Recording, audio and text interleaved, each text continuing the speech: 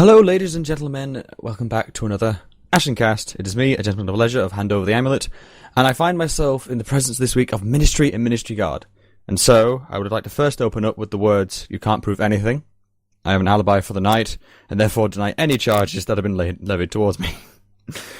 But yes, so this week I do find myself in the presence of the Ministry, which I'm super glad to get my hands on, as I've stated in previous podcasts, and I've been trying to get hold of for a week now. But, finally got holds of them. And so, everyone say hi, introduce yourself, who's who, and things like that. Well, hello, I'm Cap.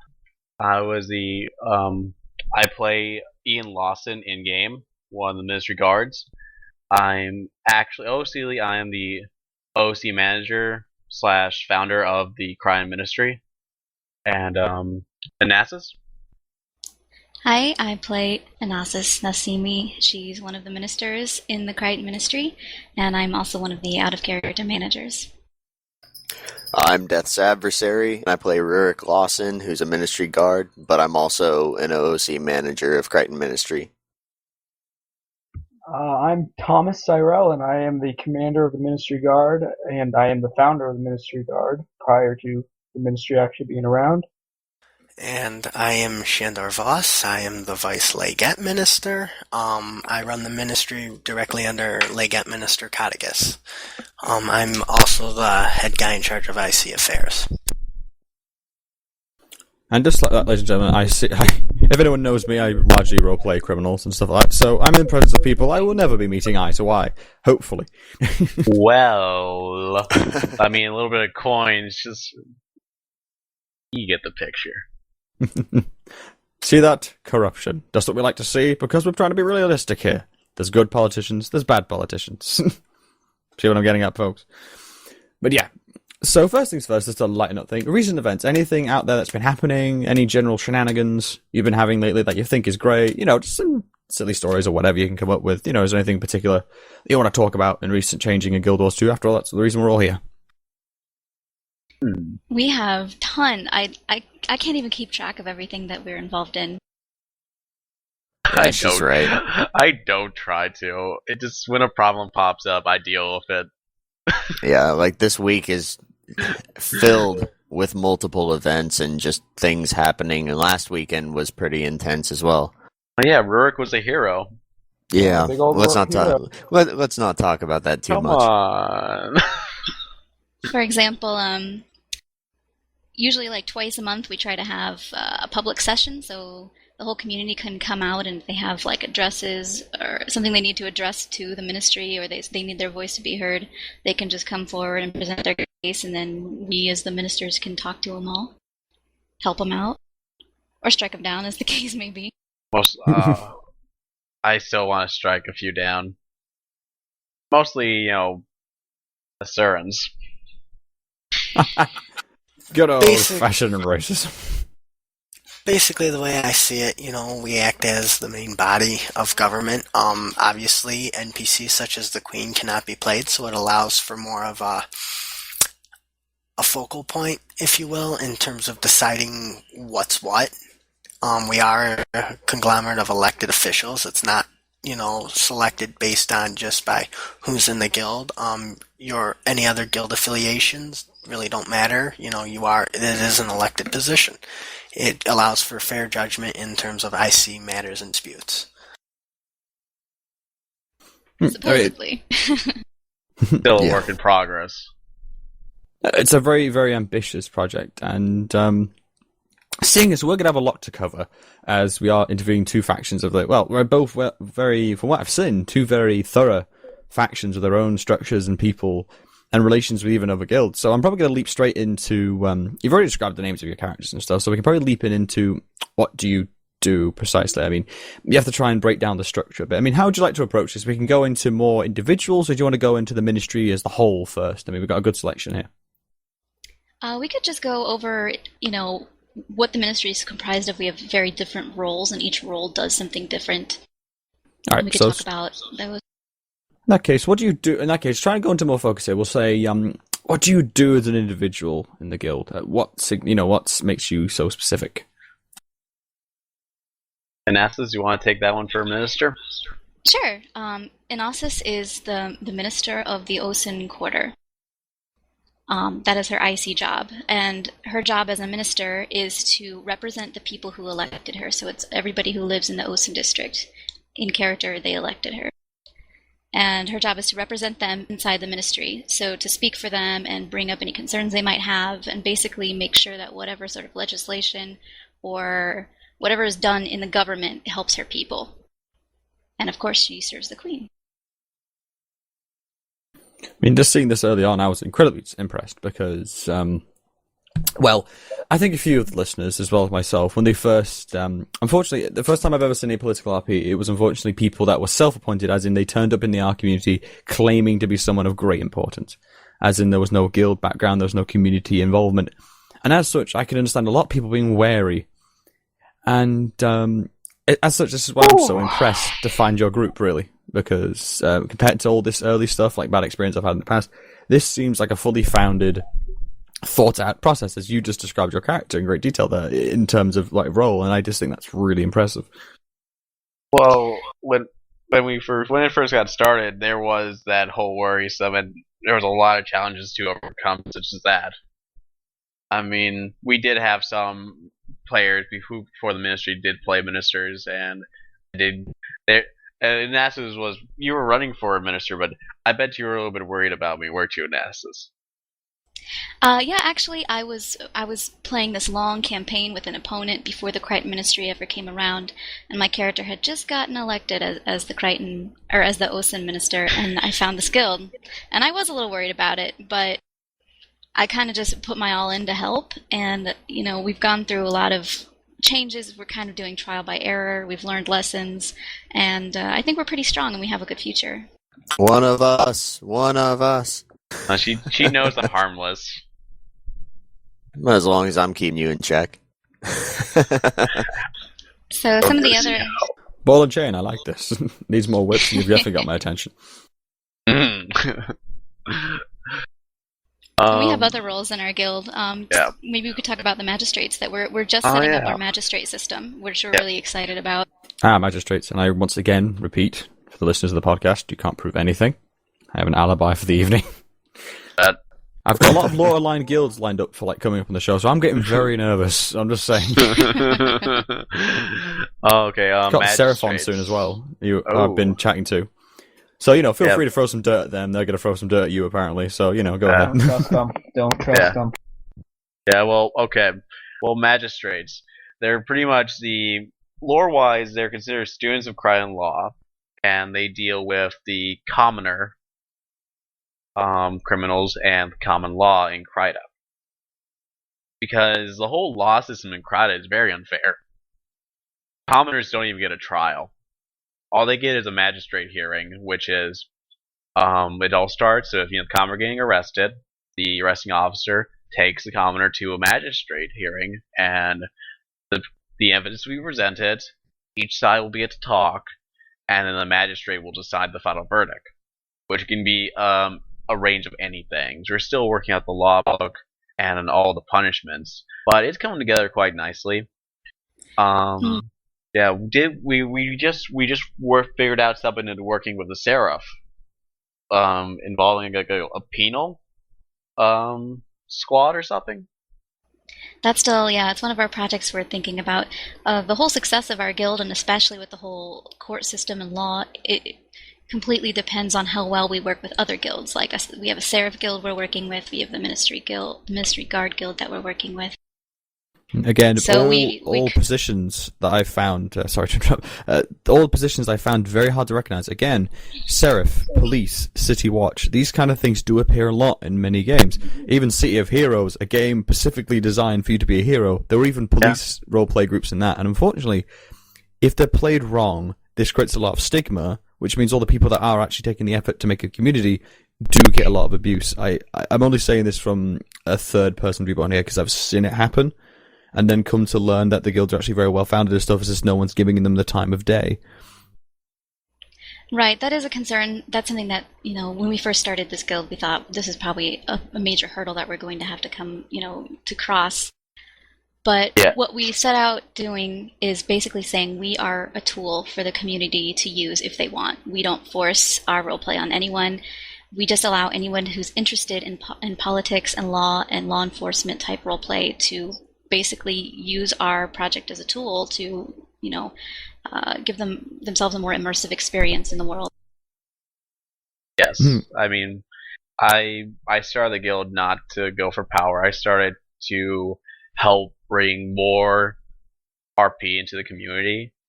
I was seeing something was going on. It's something that I saw on WoW of how cliques were being formed and RP became more antisocial, and it was less about community.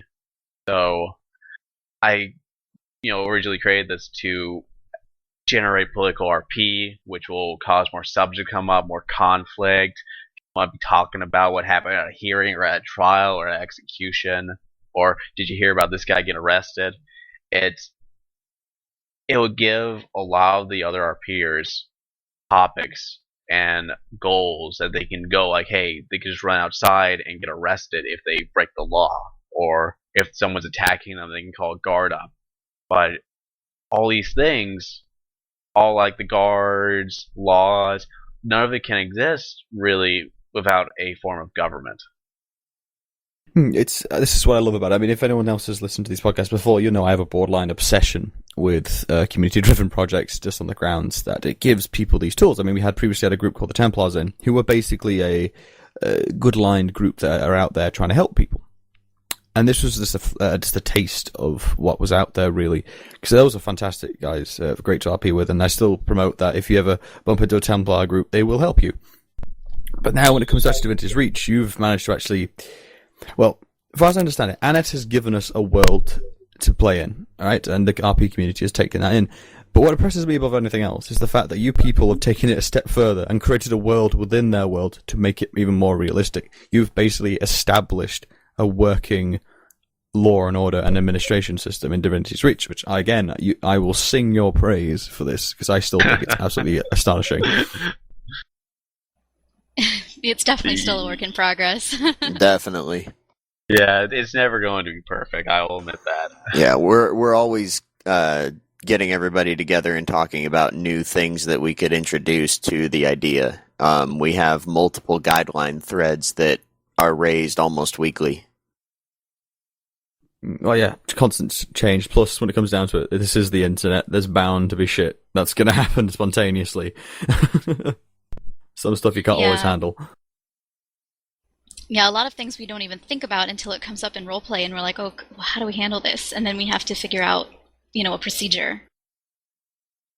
Yeah, it's definitely hard, too, when you're in the Ministry Guard and you're trying to enforce a law, and you just get a lot of out-of-character conflict when it comes to certain situations like that. And, tempers get flaring, but then you just stay positive and hope that people will just hopefully be able to put aside out-of-character differences to actually have a fun RP for everybody.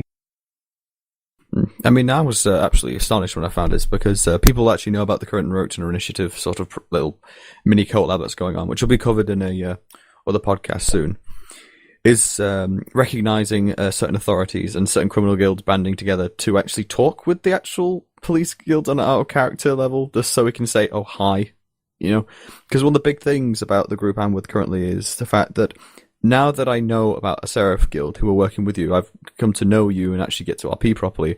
And so now, from my point of view, as a criminal in character, I have something to actually avoid now.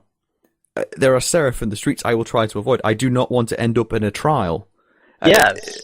Even though I'm actually actively avoiding it, it's had a massive impact on my character, because now it's cops and robbers, and you can't have one without the other. I keep saying this, and so I can't support it enough, really, because it's... I mean, yeah.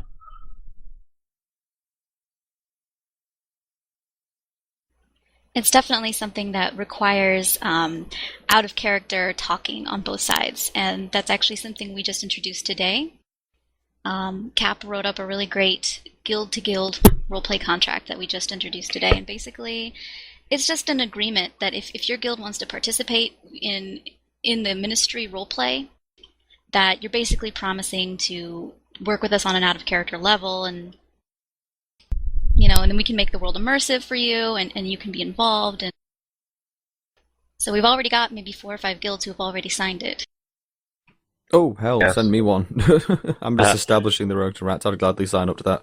After all, I want to be able to yell at my gang members to say, "You end up in trial, you stupid bitch. I'll beat the fuck out of you for it." It's that kind of attitude. Don't get arrested, you idiot. I mean, as a criminal, I understand that.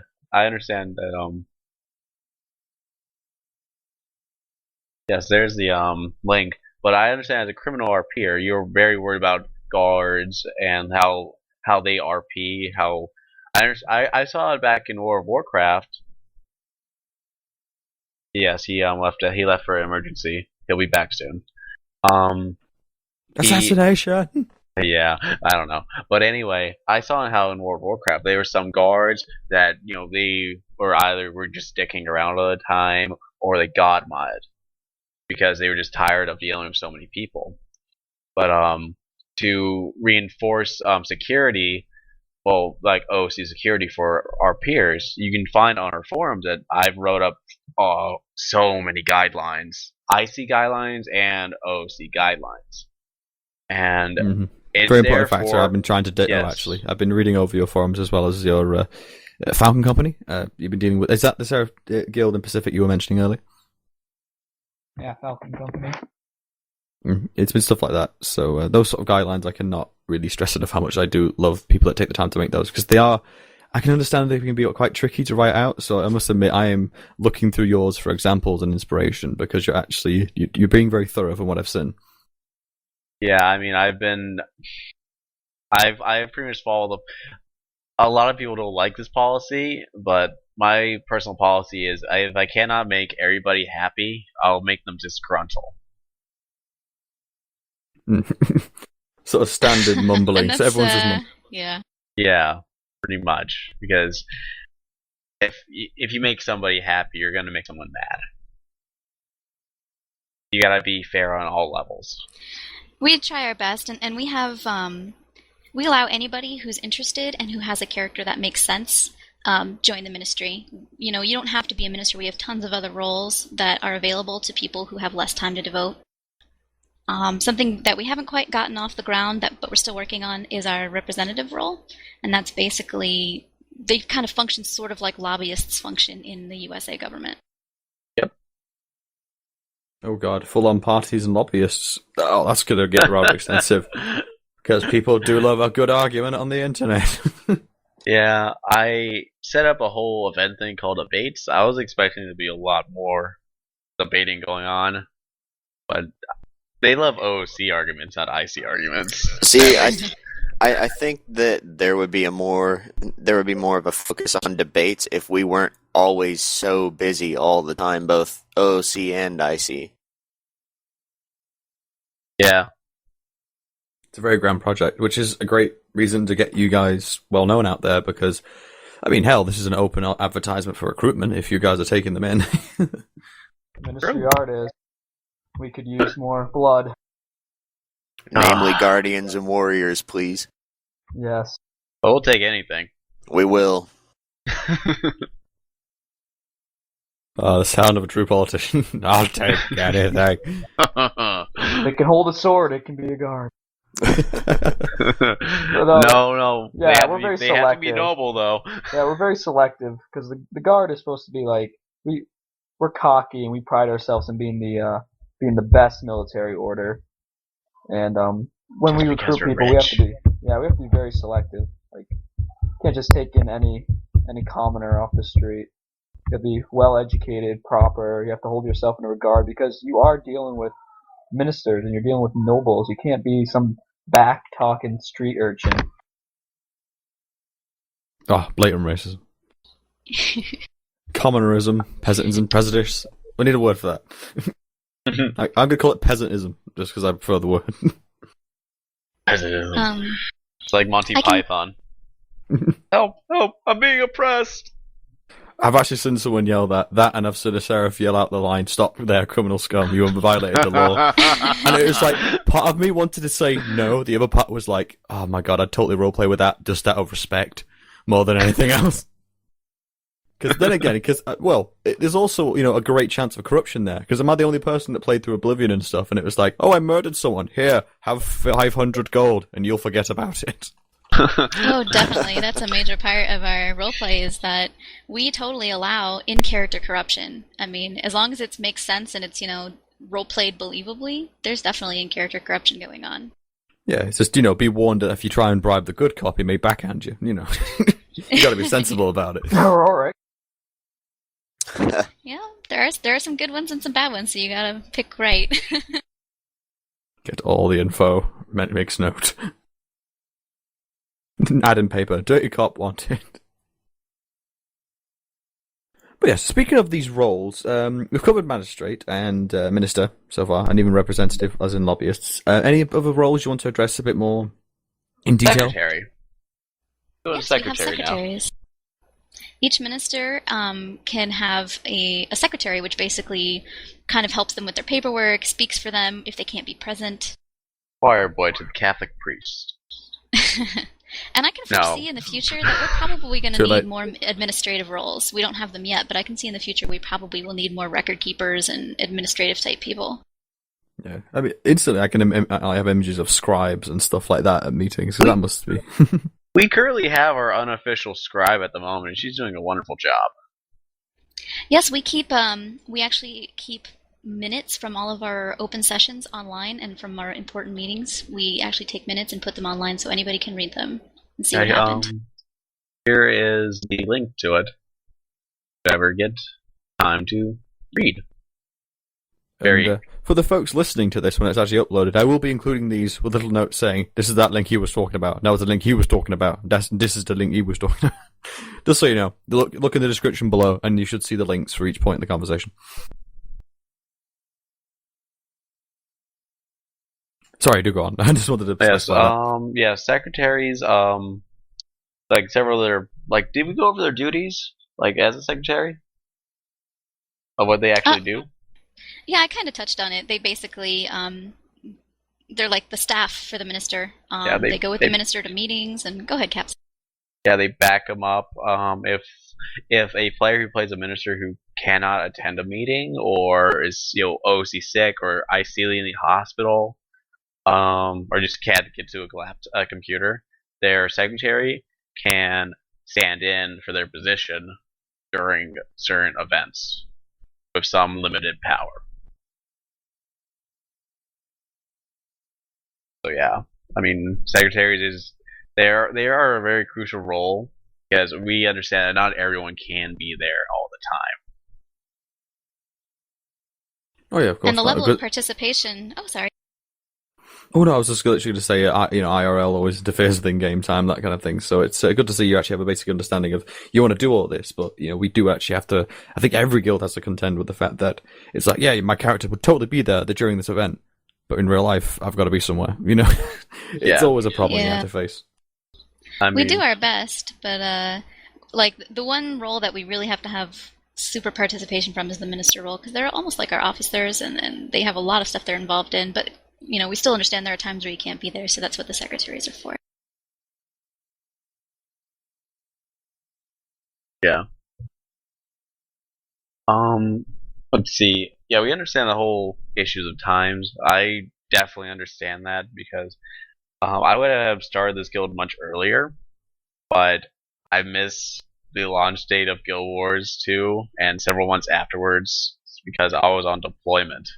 So I totally understand. Yeah, I totally understand when you're unable to reach a computer.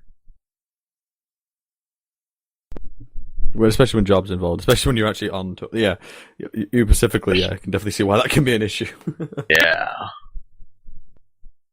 but I can definitely say that some of the shit I did on deployment was a lot easier than what I've done on the forums. Hey, there's a bit of like cold hard cynicism for you. But anyway, yeah. Enough of that.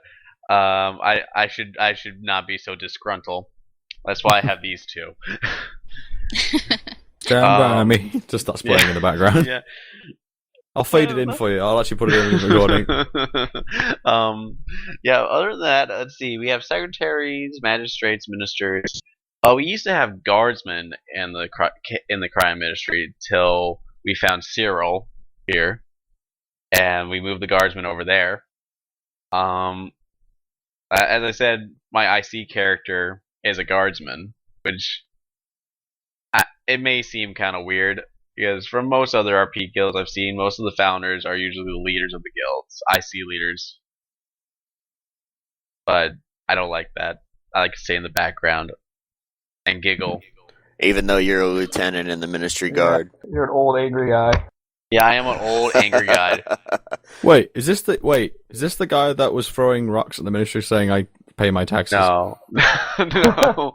I've heard tales even on the streets of that one, just saying. No, that's another guy. He's like 6 years old. My guy is Ian Lawson, the father of Rurik Lawson. Well, Yep. the unemotional, abusive father of Rurik Lawson. Yeah, and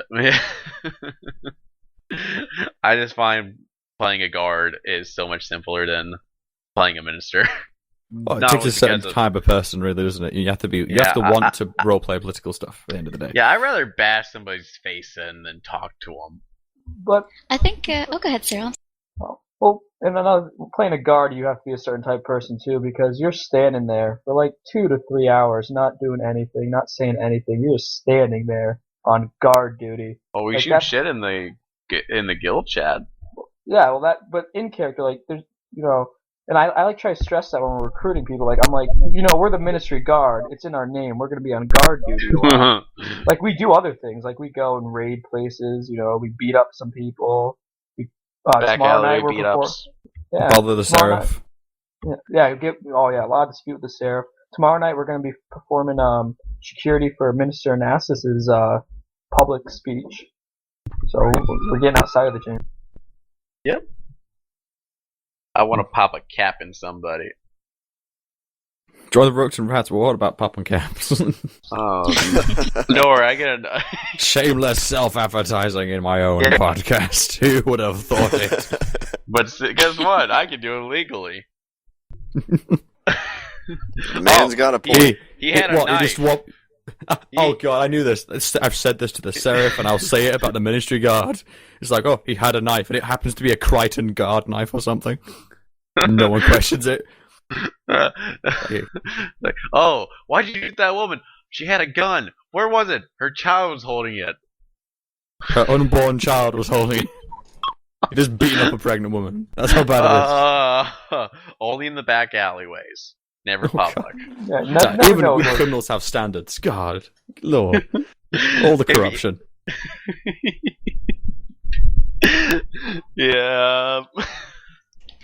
I've been really impressed with the Ministry Guard. I mean, there were some of them that were kind of in the Crichton Ministry, and then they kind of went over. So the Ministry Guard is a completely separate guild, and it's headed up by Thomas Sorrell, and he does a really good job, and I've always been really impressed with how well they handle themselves in ceremonies and in roleplay in general. Obviously, it takes a lot of commitment. Yeah, Ministry Guard, we're thankful that there's an actual player ministry, because before the actual player ministry, I call it the dark days, is, the MG was answering to an imaginary people, and, other players didn't really respect that. Now that we actually have other players that we answer to, we get a little bit more respect, and it's actually a lot easier to RP as a law enforcement. This is what I mean. It's like, if some guy just says they're the Seraph, a lot of people don't seem to get that. But now, due to Falcon Company and the Ministry, I keep saying this, I, as a criminal role player, now actually have to I get arrested. There is a chance I will appear in front of a magistrate, and I'm going to have to try and get, some sort of excuse, a lawyer or something on my side. So, I mean, my character, for example, is a street rat, but he's actually got some claim to noble blood. So, if he's desperate enough, he'll go, wait, check the archives. No. Yeah, he'll just start yelling, check the archives. I'm actually of royal, I've actually not royal, but he's got some noble blood in him. He's just, the family fell apart. You know what I mean? It's just silly stuff like that. I actually have something to worry about. Yeah. Which I love. Yeah. Well, I have a question for you. If you did get caught for something really serious, and you had two choices, would you if you had say extract would like really bad. Like you had death, exile, or serving in the Seraph penal squad. Which one do you pick? Well, oh god, this is a bit of an odd one.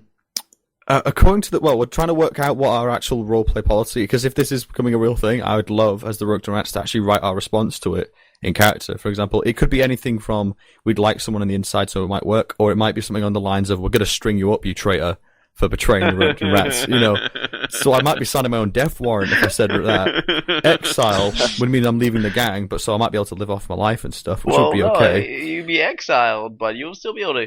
Ideally, you could still sneak in and stay in Divinity's Reach. You just got to stay out of sight of any guardsmen and any officials, unless you want to fuck up. You want to mess up your face and make you all sorts of ugly. Yeah, that's what I mean. It's different choices actually, because exile, everyone's very. Because I got to admit, that's the one thing about having the death penalty is the fact that I imagine it takes a certain level of commitment of the role player, because everyone makes their characters, and not a lot of us like to see them die. You know what I mean? There's a certain level of commitment, but at the same time, I mean, I've been talking to Thom of the Falcon Company, and the big joke between us is if we ever die, we've already worked out our really bad one-liners before we go. For example, if I'm getting taken for execution, my character will get dragged there to the post. He'll fight all the way, so probably get beaten up, tied to the post, clothes torn, and he'll just look at the lineup and just cold deadpan just go, well, at least I'll die with a massive boner. Or something stupid like that. I would make sure Rook kills you then. Yeah, that's what I mean. It's just because my character's a complete debauched drug addict, by the way, so he's probably going to be going cold turkey in the cells, and he's completely debauched. Male or female, he doesn't care.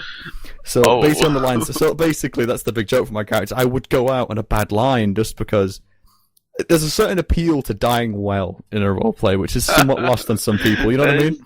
That is true.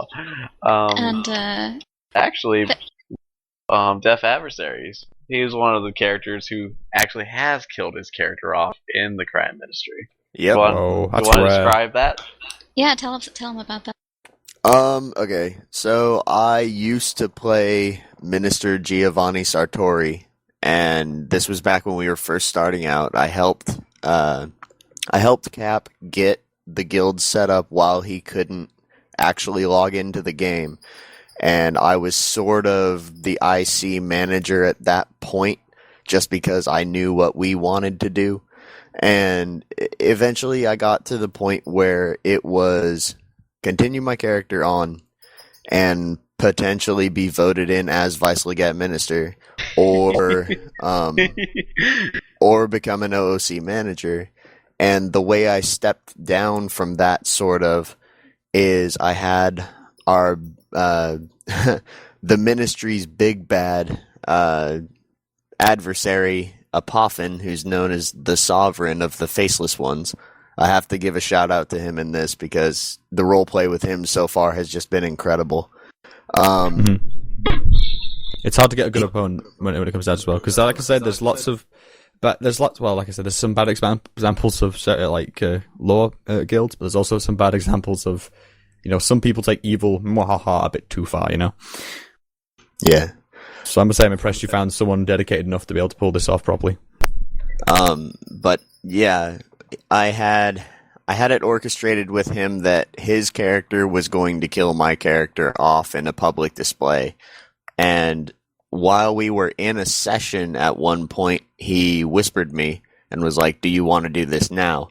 And I was like, I told him, "Yeah, sure. What do you have in mind?" And he told me the plan. And what ended up happening is because there weren't in-character reports describing his character, my character, who gave pretty much everyone the benefit of the doubt when he spoke to them, approached this char that was trying to talk to him, and he engaged in conversation before being taken as a human shield. And though the ministry and a couple of our guests just kind of stood in awe as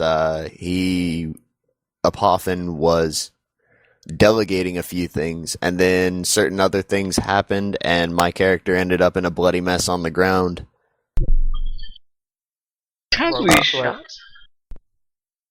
He was shot accidentally, and then Accidentally, they say. And I heard talk of then bribes 2 seconds ago. And then his throat was slit wide open, and he was left on the ground as a Poffin got away. One thing I want to mention, I'm sorry. I just wanted to tell you real quick that the major things that happen in our ministry, we always put little news clippings on our front page. So if you want to know what's going on, what's important and what's happening, you can see right on the front page. And that whole death scene is on there as well. That's pretty awesome. I mean, it's stuff like this I love, especially since there's actually an established paper now, isn't there? I'm seeing on 2RP, which is amazing, which even covered some of the elections. Mm-hmm. Ministry Herald, I think. Am I saying it wrong? I could be the Crichton Herald. Crichton Herald. I do apologise. Yeah. I'll put in the proper link as an immense apology, and also try and nab them on here for a podcast someday. Yeah, it's fun seeing the reporters around. Oh, yeah. Yeah, she has stuff to cover up now. Shit, there's the press. Pretty much. No, I remember when Def. I still accuse you of using that Def as a bailout. It was a bailout, kind of. I didn't want to have to manage, because in characterly, Giovanni would have accepted the nomination and he would have gone through with it. And I would rather be where I am now than have to deal with both in character and out of character. I just remember how you were bombarded by reporters and people right after almost every meeting. Yeah, essentially. Why do I have this image of him, like, you know, it's like he's just been pushed to the edge, actually writes a letter to the Shah, and then in mid-meeting just rips his shirt up and just yells, "Take the shot." Like, just take the shot, do it, end it now. Just grabbing one of the reporters saying, "Even better, you can watch, you little prick." Always hounding me. I think that's what kind of sets our guild apart, because we're not even really a guild.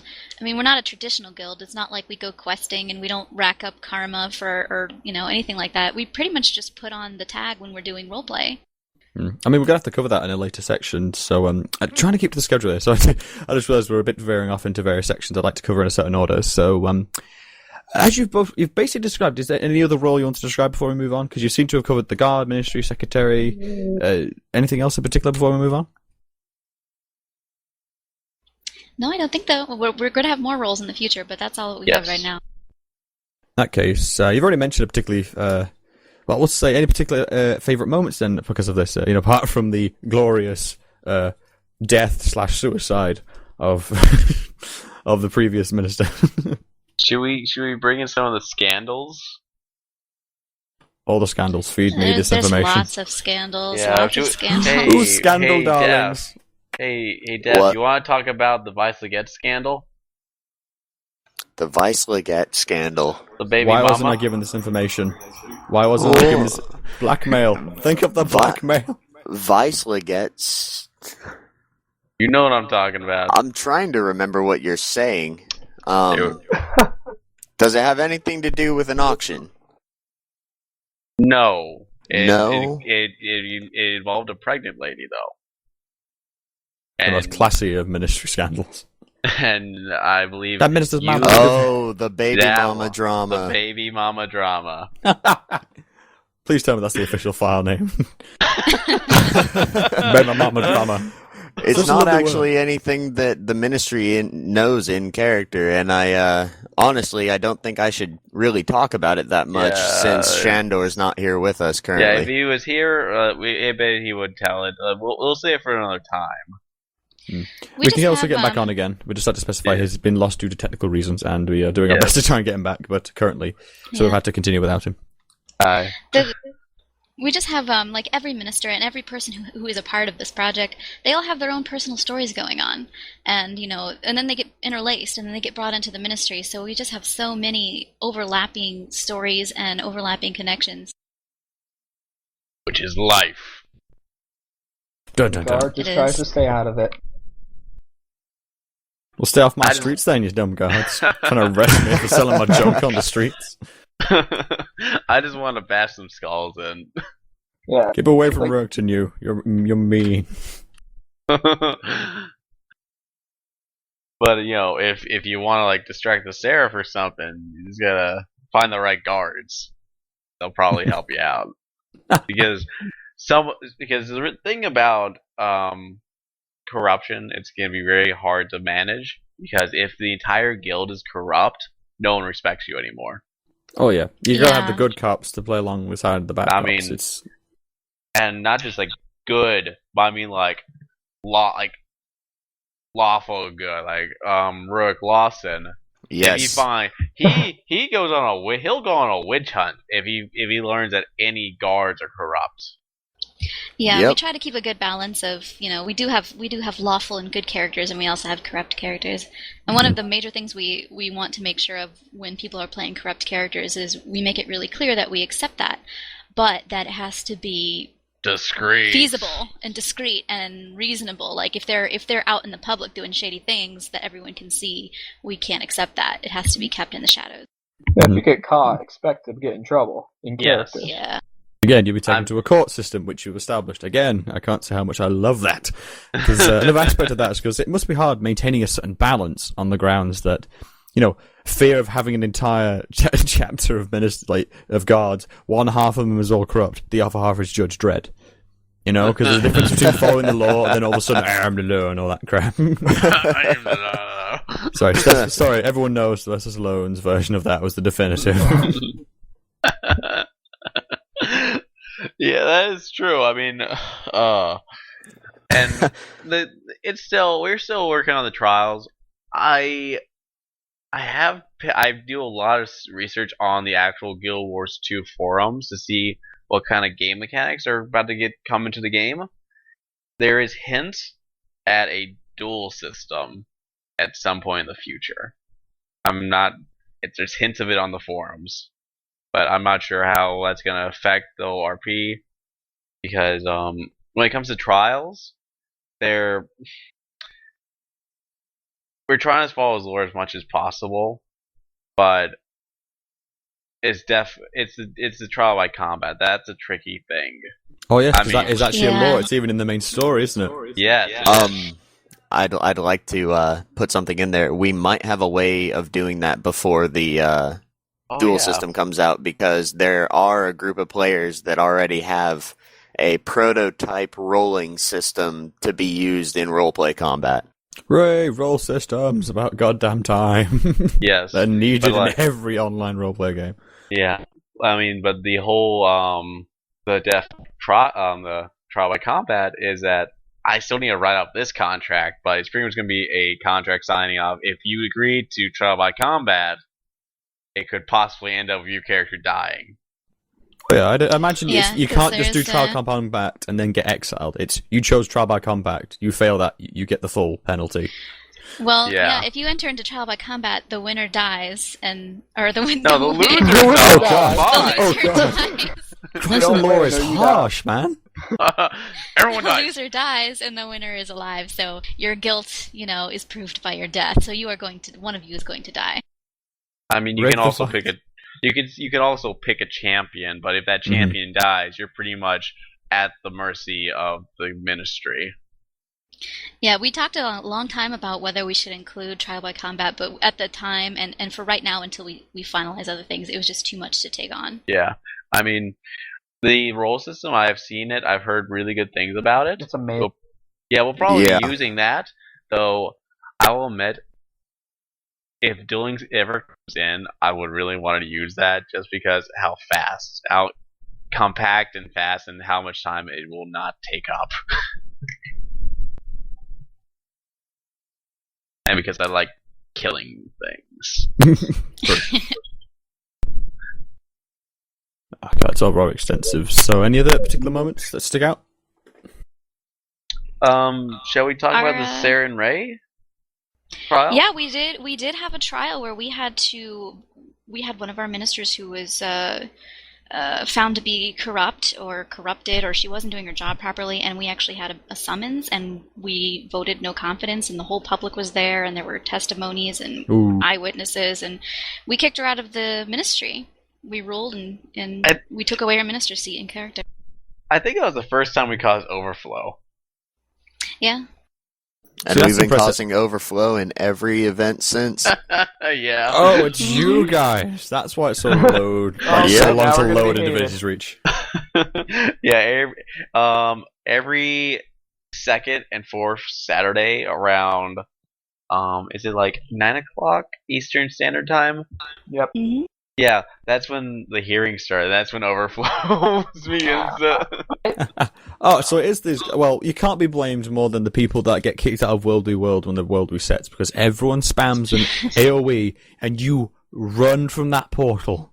You Yeah. run and you do not look behind you because the particle effects will probably crash your machine. Yeah.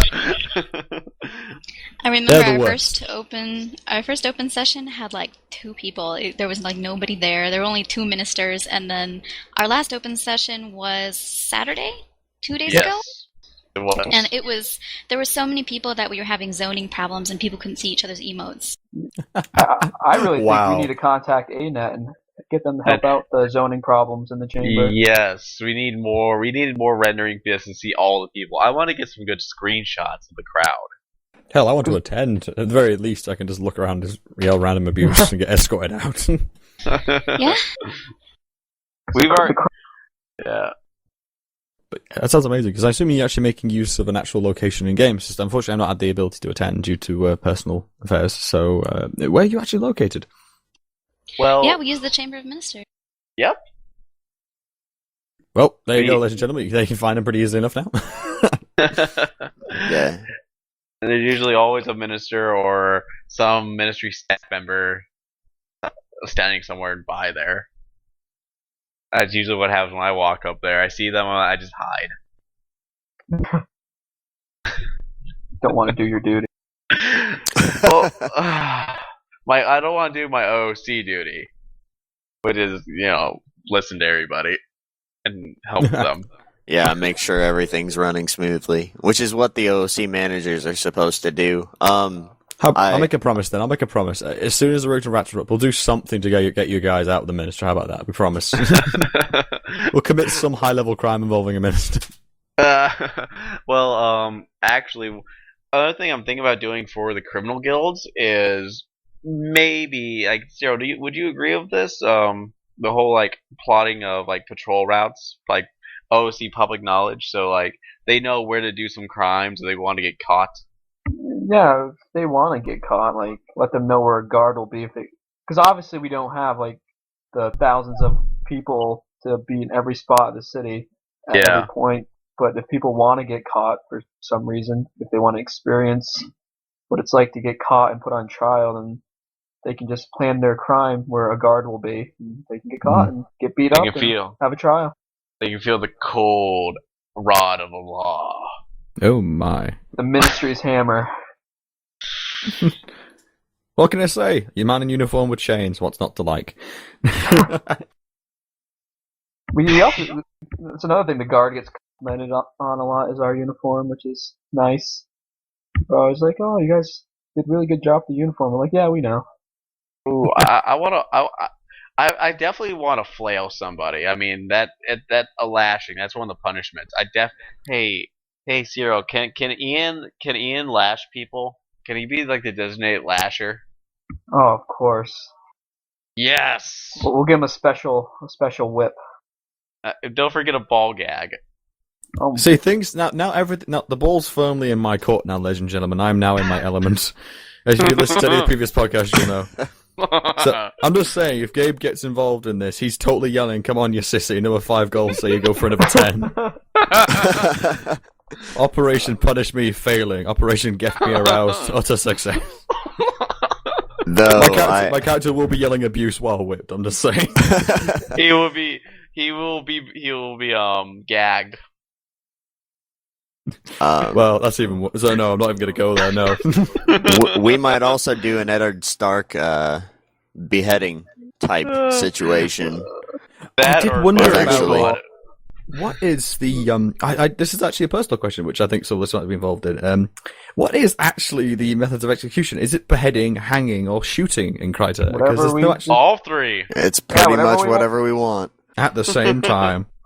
Yeah, that would be pretty cool. That would be pretty cool. What, you've seen a mesmer throw a great sword? It'd be easy. I had a few. When I was bringing up the punishments, a few people actually suggested castration. Oh, You're Yeah. there like, you sick bastards. bad. We beat people up and have them killed, but no, we draw the line there. yeah, we draw the line there. No. Come The on. bad part is I paused for a moment and I thought about it. You thought about it. That already makes you a bad person. It. No, you just gotta be firm. You gotta be firm about something. I mean, if we catch a thief, we should chop off their hand. I mean, Do you mean that's a a proper finger? thing. A finger. A finger we that gonna was a go- hand. Are we gonna go Hammurabi on this stuff? Yeah, because it's Good. Renaissance era, so isn't it more medieval, the hand-taking thing? Meh. Or the scar Get on the my- face, or something. All my Well- Renaissance knowledge is off of Assassin's Creed. That's the That only is true. Renaissance knowledge I got. One of the things I would like, I don't know if they agree with it or not, but I wrote up like thieves, if they keep stealing even after they're being arrested, they'll get like tattooed. Like you're I been think you said branded. No, branded. Oh, think yeah, you I said agree branded. with brands and Yeah. tattoos and all of that other stuff. Yeah, never mind Marks tattoos. you out as a thief. I don't like the. I forgot. I don't agree with tattoos. I like to brand people. And I think So we it's need safe to to say you're mentally the sadist. evaluate him. what? Yeah. No. You're the sadist of the group, right? I mean, ball gags and whips and branding, just saying. You're gonna get so many ERP requests right now, you know that, right? Oh God. Make me your bitch cap, and they're all gonna be screaming that. You gotta send the contract first. Oh. He's that kind Yeah. of sadist, wow. But yeah, you can see that like we constantly have people suggesting things and we are discussing things. And I think one of our major I guess problems is that we have to find a balance between like we want to be immersive, but we don't want to make so much work for ourselves that we don't have fun, and that's something that we struggle with. So, moving on from that, because I keep veering off of the schedule, I do apologise. At this stage, I think it's pretty safe to say you guys are a heavy roleplay group, medium. I'm not really, well, I can see possibly due to time restrictions, some people being more casual, but I don't really see you as a light roleplay group for sure. No, What are definitely your not. standards? I'd say heavy. I know the guard is heavy. Definitely heavy. I mean, we have roles available for people who have less time to devote, but the roleplay level is still heavy. It's still pretty devoted. Yep. And moving on from that even further, we could go more in depth with your characters, or do you want to more talk about more of your out of character like background in the roleplay community? Would you rather talk about your characters, or do you want to go more into your own backgrounds? Well, if we go into characters, you're gonna hear like the whole Rurik's like sad. No, We're gonna hear the I daddy won't be problem. I won't I'd be love a detailing. chance. I won't be detailing Rurik very much. He's just a sergeant who He's a is rock. pretty much the golden boy / secret weapon kind. / secret weapon. Let's You got a big head after that night of beating up yeah. Hey, you're the There. one who keeps calling me hero. I thought it was an insult. Should we go into our OC positions in the community? Our Oh. statuses? Well, the exact things we have got here, for example, is well, what is your actual RP history in regards to other websites? Because did you all just turn up here and decide, lol, let's make a ministry? No, that was me. I popped out of nowhere. These So where do you guys come from? okay. That's the big thing. who Where wants do you to go guys come from? first? Any prior game experience? Because we've had people, everyone from Star Wars Galaxies, all the way up to like me, who literally came from the launch of Tor. The game failed, and I fled to Guild Wars. I saw that coming. I was like, oh my god, this is an amazing game, an amazing. It's basically Mass Effect Online. Yeah, who Which would like doesn't to go work with the first? I guess I can. I guess my first major, I spent a lot of time role playing in WoW, and I ran a lot of small, unknown roleplay guilds. Then I ran a big guild on Rift, and then I moved to Guild Wars. Good about experience. I mean, Rift especially. I heard lots of good things about Rift, but rarely played. You know, I really enjoyed the story and the world, but I just got tired of. I honestly had problems with the roleplay community, and my whole guild premise was suffering because of the community. So I just decided to do something else. again, community driven. I cannot say that enough. This is why I love Guild Wars.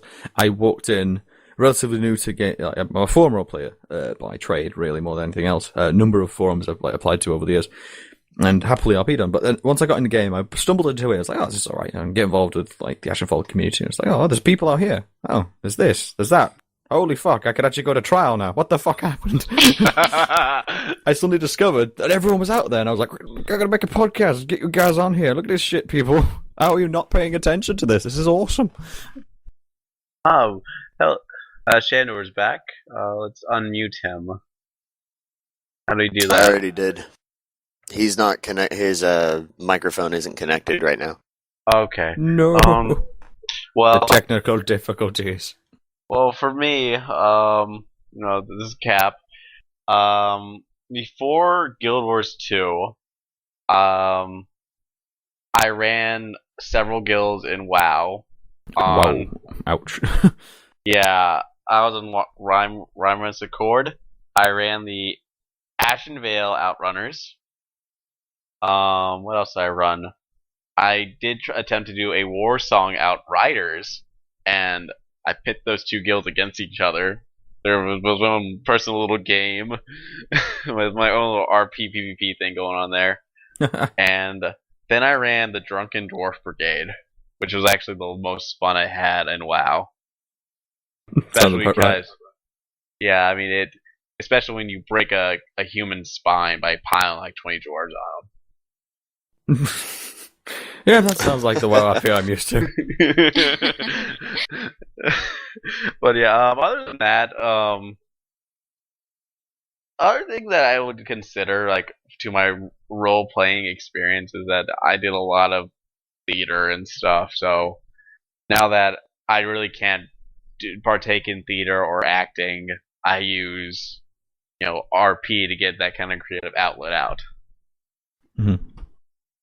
I mean, I'm one of those people that I've been playing this game since day one, and I've still not got a level 8 character, and I know there's people out there now who are just going, no, you asshole! I've got one character, he's level 48, and I roleplay like a bitch. Nothing wrong with that, nothing wrong with that. No, you still level up, though. You're level 48.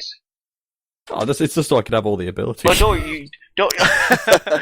don't worry, it's not so bad. It's not bad. I mean, at least you leveled up. I mean... There's people who's played it for several months and they're still level 1. Well, if you're RPing enough, it's just the thing is that it's also a matter of time commitment. That's always a problem. I mean, I'm in my third year of university, and so I'm on pure English papers this year, and it's like I'm always running off going, I want to see what's happening in game. I come back in, oh my god, look. But now we're going to have like stuff going on. I mean, I want to be part of this with the Falcon Company and stuff. So, I want to log in and think, oh fuck, there's a raid on. I want to do all this really highbrow English work where everything has to be perfect in the grammar, spotless, and then I want to run in game and just yell, fuck the police, and shoot at the sheriff. This is why I play a gangster character, because I need that release. God, that sounded far more sexually charged than it was meant to. Need that release. Moving on from my frustration. That's a keeper. Here we go for that. So, I mean, out of character, you said 7 WoW guilds. So I'm assuming by this point you're very used to dealing with the community is the most soft way to put it. You can say that. No, that's why I have to be here. And me. Yeah. Yeah, because I get to a point sometimes. I mean, there's been moments that I managed to turn my laptop on and stumble on game drunk. And luckily for me, my character is a drunk, so it counts as in character. No, but it just never ends well if I'm drunk and I'm dealing with OC politics. Oh, yeah. We don't let him do that. Yeah.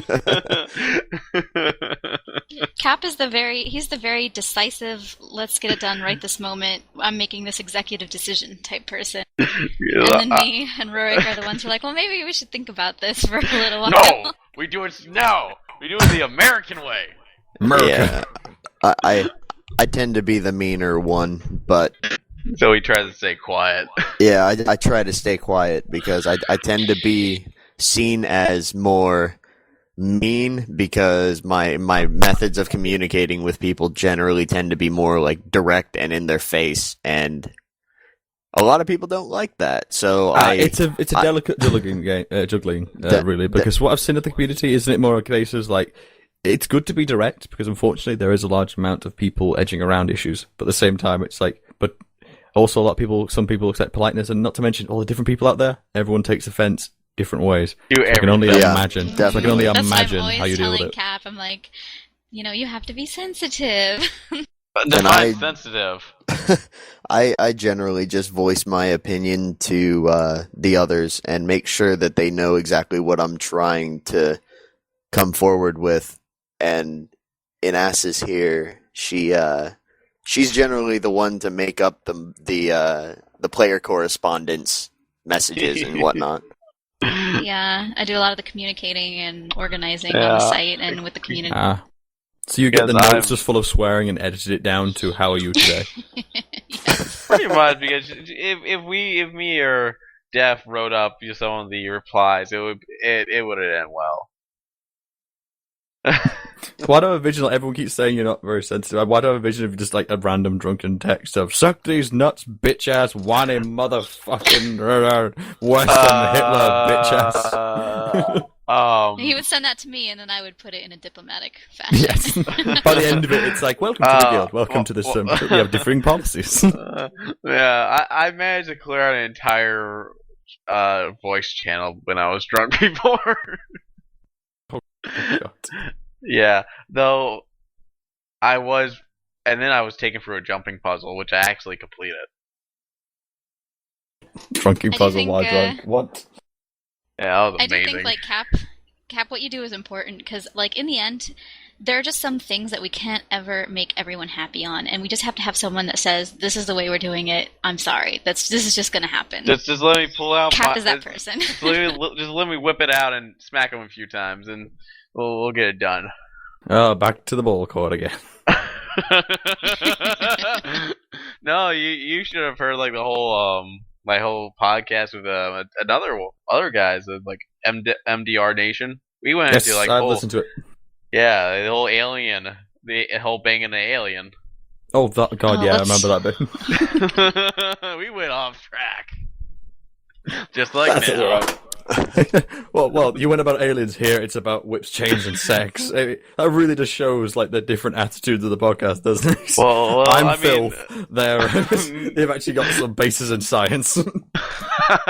Well, I mean, it's by default for me to be this dirty. I serve in the Navy. I'm not even going to touch that. I'm like shaking my head over here. Well, my ass looks great in blues. Oh my god. Nothing. Hey, the man's got a good ass. He's allowed to show it off. I'm all about that. It doesn't matter what gender you are. If you got a great ass, show it to the world. Frame that shit, as my friend said. Only ladies can touch. The guys can stare, but they can't touch.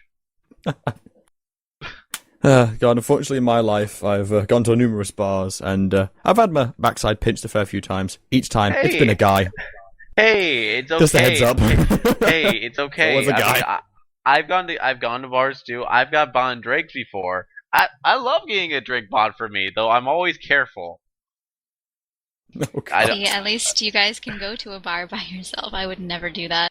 No, I don't go to a bar by myself. I mean, I always go with friends and people I trust, because there's one time in Thailand. That's one hell of a setup. Well, here's a basic rule: never go after the most beautiful woman in the bar, especially in Thailand. Bigger dick than you? I'm assuming from the stories. Well, it wasn't me. It was another guy. He's like, dude, I just got with this chick. I look, that's a dude, right? Like, ugh. But yeah, back on topic. Back on topic, yes. So, what is everyone's out of character? How did we get onto this? Out of character experience with girls. Dick, it's a woman. What? What the fuck? Jeff, is it your turn? It's my turn. I could waste a little bit of time like listing off the various communities that I've been in, but I think the one that molded my roleplay experience the most over the past 6 years has been Neverwinter Nights 2, actually. And due to some complications, I ended up removing myself from a couple of the community because the people DMs are people, and unfortunately things don't go as they want, and they generally try to fix it themselves and make sure that their friends and them are placed above the rest of the community. Since then, I haven't actually role-played an evil character, but I may be doing such in the future at some point, if Rurik's activity ever really dies down. But lately, since I created him about 3 weeks ago, but I've been role-playing on Guild Wars 2 since the beta came out, and so far, he's just been swamped with activity, and I'm really loving it. It's great to see people like adopted into new communities due to like a bad experience. I mean, I've never actually experienced the. I've heard of it. Promptly tried to get interested. Promptly got spammed with the stories of, oh god, it's awful. Everyone's so corrupt as fuck, and massive ERP. So, you know, the general sort of internet super harsh reaction. Goldshire. I've only been near Goldshire once, and that was during the Easter time bunny invasion. Oh man, that was the last time I was there. Never again. Wow. I was like, what is this Goldshire? I've heard so much of it, like, spend 2 seconds there. Oh my god, my eyes! Even though it's so low graphics, my eyes! I always felt bad, though, because I was on Moonguard, that was my server, and I played WoW for like 6 years or something. I always got such a bad reputation. It did? Goldshire. Yeah, true. I think most servers, the LP servers, it was just like, no. Everyone talks so bad down to Moonguard. It was... Really? Of all the servers? I mean, God. Yeah. Like, you didn't even have to play WoW to know what Goldshire and Moonguard was. I love the way that there was like a certain counter to that was the number of Horde and Alliance that like they would arrange. Because I saw once, it was like, I don't know if it was just an urban myth or something, but it was the joke was that there was a group of massive Horde group heading for Goldshire, and they were defending at Goldshire. The Alliance people actually turned up and defended it because they knew they were coming, and then apparently there was just a chat, and all of a sudden they all pulled back to Stormwind. And it was just like, apparently they just went, you know what? Yeah. I mean, good thing. You know that eagle you sent the message on? Yeah, it died in flight. What are you talking about? It's in the background, you see the IO fly up and hit it. Griffin just takes it out. I don't know if that actually happened. All I know is I heard about it and I was like, please, but the fact that our community would collaborate together like that, I'm actually impressed. It's happened a few times here in Guild Wars. Okay, that's why I love Guild Wars. People actually getting together to talk to each other. Yeah. Definitely the public hearings. Oh. The problem with the public hearings so far has been just the amount of people that go to the event make it so that not the entire ministry can't really be fully heard. Just because of ANET's rendering distance set, I guess. It's a very odd thing. I mean, it's something on the grounds of, like, what was it? An emote had a longer range than say at one point or something or other? What was the actual problem to begin with? It was like, wasn't it like the size of area chat and beta? See, the longer range emotes, that's how you found the public herpers. Oh, God. The number of fucking times I've wandered around Rook and it's like, oh, look at all this would be a great place for a gang hideout or something. It would be great that we can talk to Seraph so we can actually tell them this is where we are out of character, that kind of thing. And then all of a sudden, I'm regaled by this intricate Asuran on Asuran gay couple working off the domination teacher-student relationship. Them. Yep. Who hasn't heard about those guys? It's like 50 Shades of Chrome. That should be their book. 50 Shades of Chrome is the Asuran edition. The gay teacher-student. It's like you're walking past and it's like, I mean, full-on chapters of just pure filth. Oh my lines God. like stuff like what was it? The one line that That stuck is- with me, and I laughed like half an hour. Was this like, does this please you? Being in control, knowing you can do anything, and it's like, oh my god. I was I like, am, you know, I am Oh god. that's the one thing I do remember about Guild Wars. The first weekend, the amount of if you're gonna do it, at least take it into party chat. No, I mean I remember just running around the normal just world, like in Kazakh's Hills, and just running across it. Like you run like, oh, I found an open house, and I'm leaving. And the mistels, right, Cap? The mistels just get people. Oh, the mistels. I'm just, No, I just, love the mistels. Yeah. just saying. I mean, I may not have that many views right now, but there's someone out there as I'm saying this who's writing down every single name you've just said, and he's like, "Fuck yeah." I'm gonna get if I get a barrage of friend requests. I don't know what I'm gonna do. I just know I'll just be like, damn it. They'll start a guild that's called Be My Bitch, and it'll be like your fan base. It'll be my bitch, and then it'll be tag Cap. Yes. But yeah, so what else have we experienced? So we're moving on. We're veering back into the ball court again.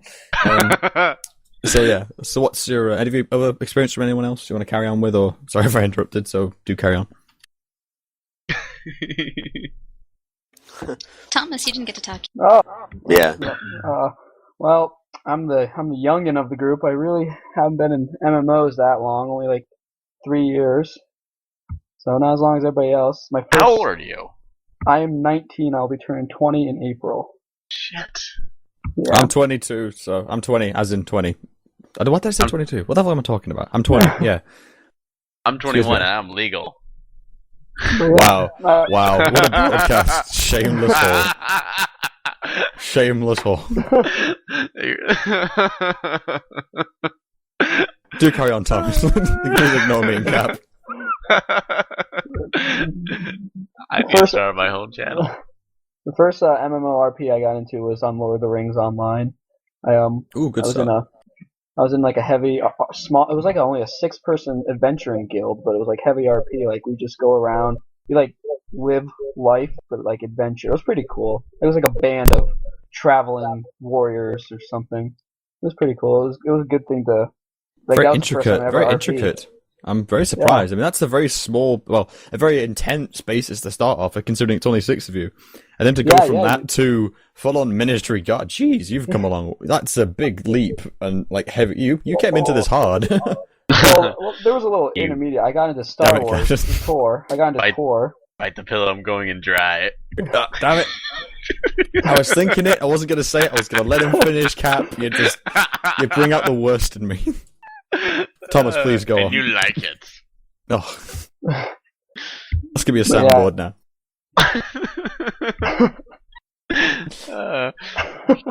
I should start my own channel. People need a weekly dose of Cap. Oh god, Thomas, please continue. Please salvage my podcast. Anyways, I joined the Old Republic when it launched. I went into a heavy Sith military guild. I became an officer in that. I managed the RP events and all that. And then I heard about Guild Wars 2. Never played Guild Wars 1, and before Guild Wars 2 launched, I started reading up on all the lore. Became completely obsessed with the Ministry Guard. I was like, this sounds like the most badass law enforcement group out there.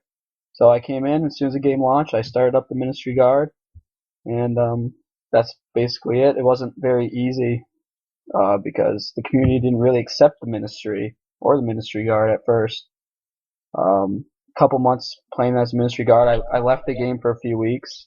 I came back and saw the Crichton Ministry was set up and just offered to merge Ministry Guard with the Crichton Ministry, and that's all I am here now today. Still learning the ropes, but I think I handle it pretty well if I don't want to toot my own horn.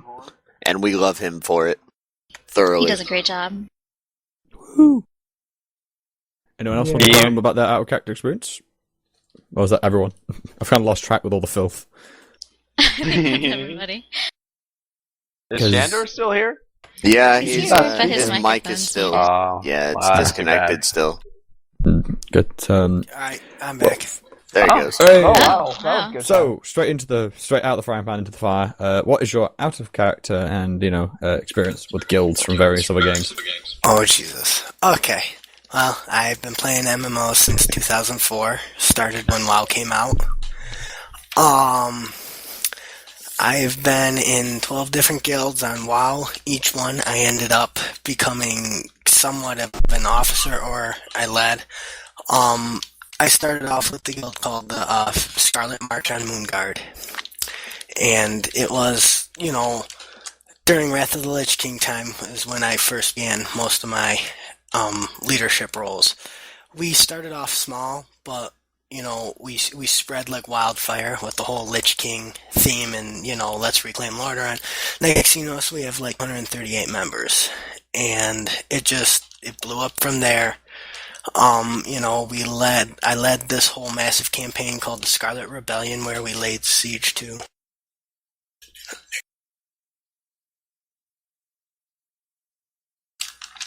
Where we laid siege to Stormwind, and we managed to beat out the Stormwind Guard and the Stormwind 1st Regiment, and seized the city for about a half hour straight before we all got pummeled. But I've been role playing since like I said, 2004, and I've been in any kind of situation. You name it. Most of it's all politics, though. So Scandals. Scandals, politics. If there was a revolution or someone got assassinated, somehow I was involved. He clearly planned all of it. Master criminal. But I will say on Moonguard, my main character was Mordrin. I only play one tune. I don't have multiple RP tunes. I pick one tune, and that's who I stick with. And that's why my tunes, I guess get a lot of stuff tagged with them.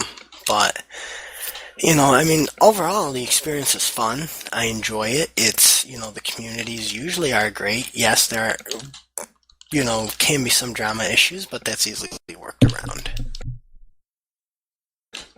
Other than that, it's, pretty much it.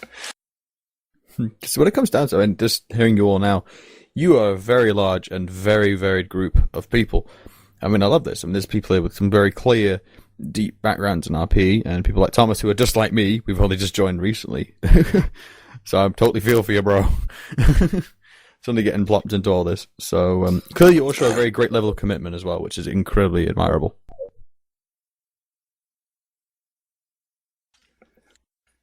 Yeah, I will not lie. When I decided to do Ministry RP, but then when I ran into Giovanni, he explained to me what the Crichton Ministry was, and then I'm like, I've got to join this. I knew that this was the community forum, and that's basically my vision of a perfect RP community, is where everyone can get together and be all on the same page and all have a chance to express their concerns. And in an IC fashion as well. Again, ladies and gentlemen, as I've said in previous podcasts, this is kind of the ideal I've been looking for. I keep ranting on about every time I meet a guild. I keep ranting on. I've got a borderline obsession at this point. So, like I said, I love this concept because the idea of everyone joining together and actually being on the same page, love it. Just love everything about it.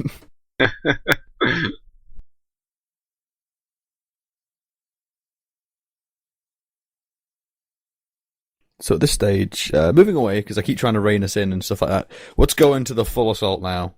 We're doing full frontal now. Ministry and the Ministry Guard. Where did the idea come from? This is a chance for you to really go all out with everything now. So consider this the open idea. book. Oh, the idea. Where did the idea come from? Honestly, I'll be honest. I just popped in my mind one day. Yep. Yeah, I was like, hey, I'm gonna make the Ministry Guild. Done. And I was a minister was newly elected as a minister just because the guild itself needed some in-game representation while he couldn't log on, and it ended up just exploding for the first month or two, really. I think that was a mistake on our part. We just took in anybody who wanted to participate because we wanted to be fair and we wanted to show the community that anybody who wants to be involved can be involved. But that kind of bit us because we weren't doing enough, checking and talking out of character, and we had a lot of people who had a lot of different goals and maybe weren't there with the same level of participation. So we had some bumpy road right there. Bit us like what's a good metaphor? I Bumpy want to take road. us off topic. No, not bumpy road. I want to say like someone like a prostitute. What shameless whoring. Because unfortunately, though, when it gets to getting a guild off the ground in early days, I can totally understand wanting to get the numbers in, because without that, you just don't get the attention, because you can't afford to be too selective at the beginning. Just on the basis you have no idea if the idea is going to take hold or not. And of course, there's always that fear of some people considering you elitist. Yes, I mean, Yes. I remember many times how I've been accused of trying to take power and such. I mean, and then it mostly came from some pretty unreasonable people who at first seemed very helpful and such, but I'm not surprised by much anymore. Yeah, especially at the beginning, we had a lot of people who and rightfully so, because I've seen other roleplay like this go very bad, so they were rightfully skeptical. Well, I mean, yeah. So we had to do a lot of impressing, but the major, the one point that we build our whole guild on is that we know that we cannot exist or be successful without the support of the community, and so we try to make sure we have that. I mean, we're not going to please everybody, but we do our best. And it goes back to that secure community vibe again. They're trying to get everyone happy, which is impossible. At the end of the day, you can only try. You can't make everyone happy at the end of the day, can you? That's the big thing, really. So I can totally understand where you're coming from in regards to all this, because I can only imagine the amount of work you guys have gone through, because this requires, I come from a very vibrant community. I'd like to think, at the very least, Ashen Evolved to be very nurturing of that, but this level of trying to get everyone on the same page, I can only imagine has caused, well, as you said, it's caused its share of heartache. Oh, we've been stepping on toes. I'll admit that, but I will also admit that they're holding me back from it. But I'm okay with chopping some off. But they're my restraint. Well, I mean, we try to reach out and work with people as often as we can, but sometimes it just doesn't work out the way other people would expect it to, and unfortunately, we can't really associate with these people on the level that we'd like.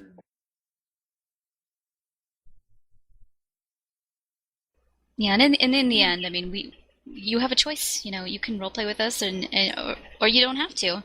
And we are totally okay if there are people out there. There are people out there who don't recognize our guild as being appropriate for the lore, like we're lore breaking, or they don't think we should have this authority, and that's totally fine. We understand that, and they do their thing and we do our thing, and anybody who wants to do our thing with us is welcome to. This is all about the community. It's all about what kind of experience you want out of the game. And you're offering something I'd love to get involved in on the basis, because I'm doing war and crime, crime and stuff. It fits seamlessly together. However, I can understand when some people, due to their own personal feelings or principles, believe, it shouldn't be done or whatever. It's the fact of the matter. I always prefer it when people just say, "Okay, I recognize what you've done. However, I do not recognize it, so I just won't be role playing with you." There's no need to go on some vendetta or argue about it. It's just more a case of, okay, enjoy what you're doing, but I'm not going to get involved, but please enjoy it, because, you have every right to be here, and you have every right to enjoy yourself. Yes. And we just, one of our main goals is to help as many of our peers as possible get a even more enrich experience RPing. Mm-hmm. As I said before, you've taken a world and you've pushed another layer on top of it, as far as I'm concerned. It's, Rookton was... not just Roten, but the entire Divinity's Reach. It was a nice city and everything, but now, for me, it's a massive hub, because there's actually a beating heart now, to my mind at least, especially for my character point of view, just on the terms that there's a world around me. Before, just claiming you're a criminal doesn't work very well, unless there's a world around you for you to be a criminal in, if that makes sense, without me sounding too pretentious. Oh, you're right. No, I totally get that. Yeah, you need a bad guy and a good guy. You need conflict to have development. And if there's no good guys, then what's the point of being a bad guy? It's the only thing that chase you. So what's more better than building the entire government administration? Or at least a fraction of it. Today, Kryda, tomorrow, the world. Okay, Pirate Council, Lions Arch, let's do this. We were talking about that. Yeah. Wow, We'd love to see other government-type guilds form, and we're already seeing a huge amount of guilds come out of the woodwork, and especially law-type guilds. Like, now we have the Seraph Falcon Company we're working with, and they were just created in the last 2 weeks, and they're already, like, in the middle of so many things. And I know there's a Lions Guard guild popping up, and they've been around for a we can little work bit, with but they're them. pretty understanding. And there's a Shining Blade guild, I think, that we'd like to work with eventually. So we have a lot of opportunity. Also, Yes. I've heard of those as well, especially and also various. It's quite weird actually. Since getting more involved with the community, I'm hearing names left, right, and centre. I'm like, who are these guys? And everyone keeps saying, "Oh, they're brilliant!" All that. It's just like I'm sat in the middle, just going, well, "When did this entire world land on my lap, and why didn't I know sooner?"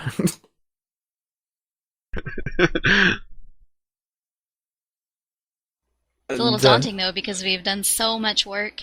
I cannot tell you how much time, I have spent. I can't even imagine how much Cap and Roik have spent, too. But there's so much to do. It's so daunting. There's always something that we're working on, whether it be guidelines or coming up with just ideas that we'd like to see put forward into the ministry. And then as the OOC managers, the three of us have to deal with every little thing that people get into that has nothing to do with their actual in-character interactions. Yeah, ugh. But we're here to just keep everything running as smoothly as we possibly can, and the only thing that holds that back is a lack of communication from people that have issues. Again, it's the best way to put it. It's the internet. Right. I guess that's something that's unavoidable. But like I said, you guys seem to be going out your way to make everything that's. Well, you're trying and you're doing something that's very difficult, but you're dedicated. I can see a lot of that right now. I may not know a lot about the community. I'm merely just learning it and trying to advertise it. But I can appreciate what you guys are doing just on the grounds. It must have taken a lot of groundwork, and you are obviously dealing with a lot. Yeah, groundwork. Right. Yeah. That was kind of how I came in on everything. I was just a member. I didn't have any place or any authority or anything like that. But I was seeing, I was in game and I was in the guild and I was a minister and I was seeing all this stuff going on, and I was like trying to advise Cap and be like, well, we have to have like firmer guidelines, and we need to make sure people know this, and we should tell people that they have to do that. I had all this. Yeah, I had all this like power and energy, but I didn't know how to focus it. I was just like jumping all over the place, doing everything, and she actually sat me down and wrote me a list. Like, do this. Like, oh yeah, okay. Focus that energy. You see why you may already understand why I need someone to help me focus. I can understand, especially with especially with an ambition this large, frankly. And which leads me on to the next question, which is, I think it's kind of self-explanatory at this stage. I was about to ask you if you're a community or a guild. However, you have referred to yourself as a community at least 3 times so far. Yeah. Which is good. I'm not saying that's bad. It's good. That's the whole point of this. I'm trying to advertise the community. Yeah, we started off trying our best to reach out kind of to the community of 2RP as well as the in-game community and the others that we've come across. But it ended up starting as a guild and ended up just expanding into this huge project that is still just growing steadily. We're trying to get as many people, guilds, communities, what have you, involved as we can that roleplay on Tarnished Coast. Woo, Tarnished Coast. Woo. We're the best, you know it.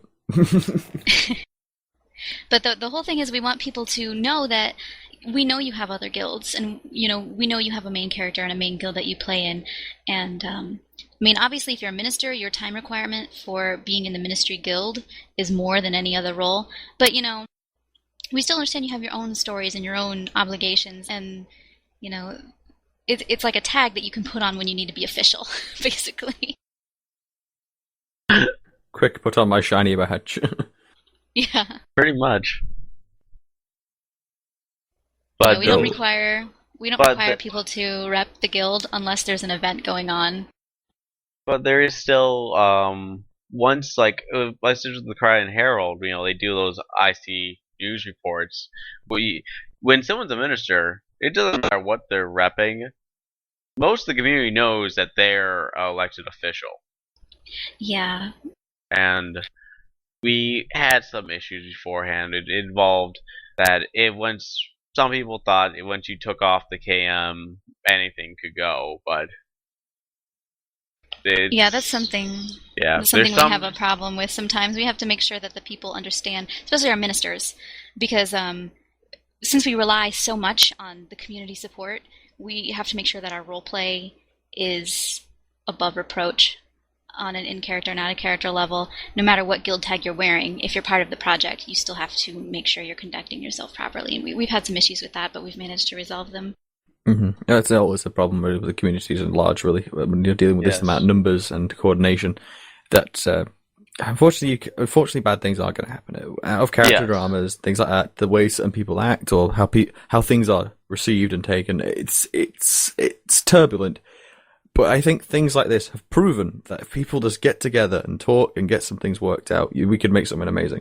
Again, I keep saying this, I really want to get involved with the Roped and Rats, just on the grounds that now this whole new world has been opened up, and obviously, there's nothing wrong with spontaneous RP. I've always tried to voice this. There's nothing wrong with spontaneous RP. It is fun. It can lead to great adventures. However, I do believe that if you want to do something more larger and ambitious, a certain level of just out of character understanding, talking, hell, making friends with them is even better, because then you can actually plan these things out, and you can have these entire networks and an entire ministry and law system established.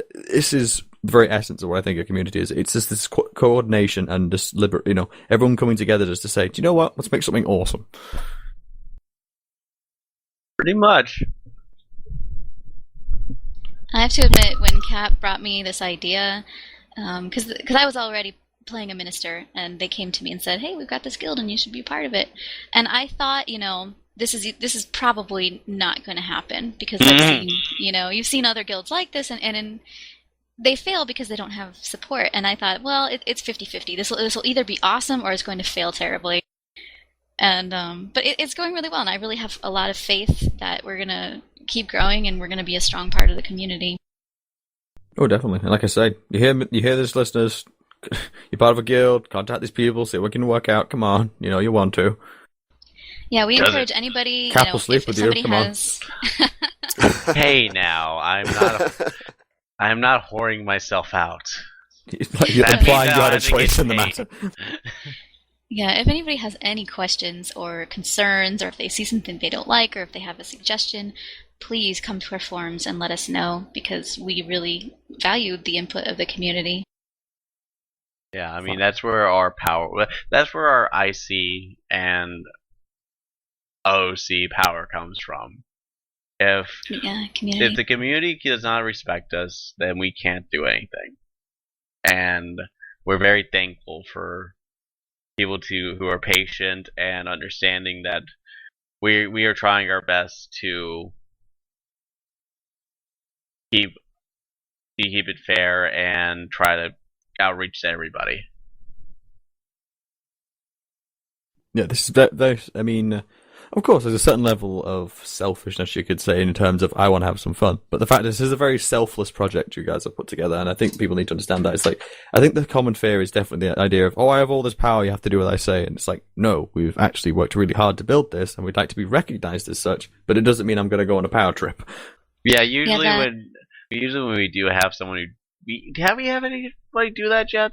The power trip? Well, that's the major distinction we have to keep. We want to make clear is that what our characters do in character, we might have people grabbing for power in character, yes. But out of character, we're trying to, run this project.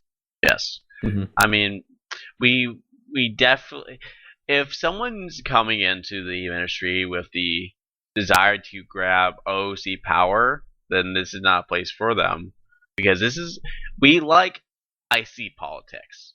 You bring OOC politics into this,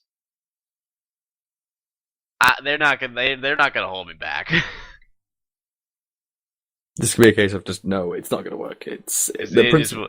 Yeah. And I'm It's hoping just that if some people out there may even get a chance to watch this or even hear of it, I'd love them to actually realise that if anyone has got any misguided views of this system and thinking it is all about, power of an individual, but I really want to emphasise to anyone who's not heard of this project.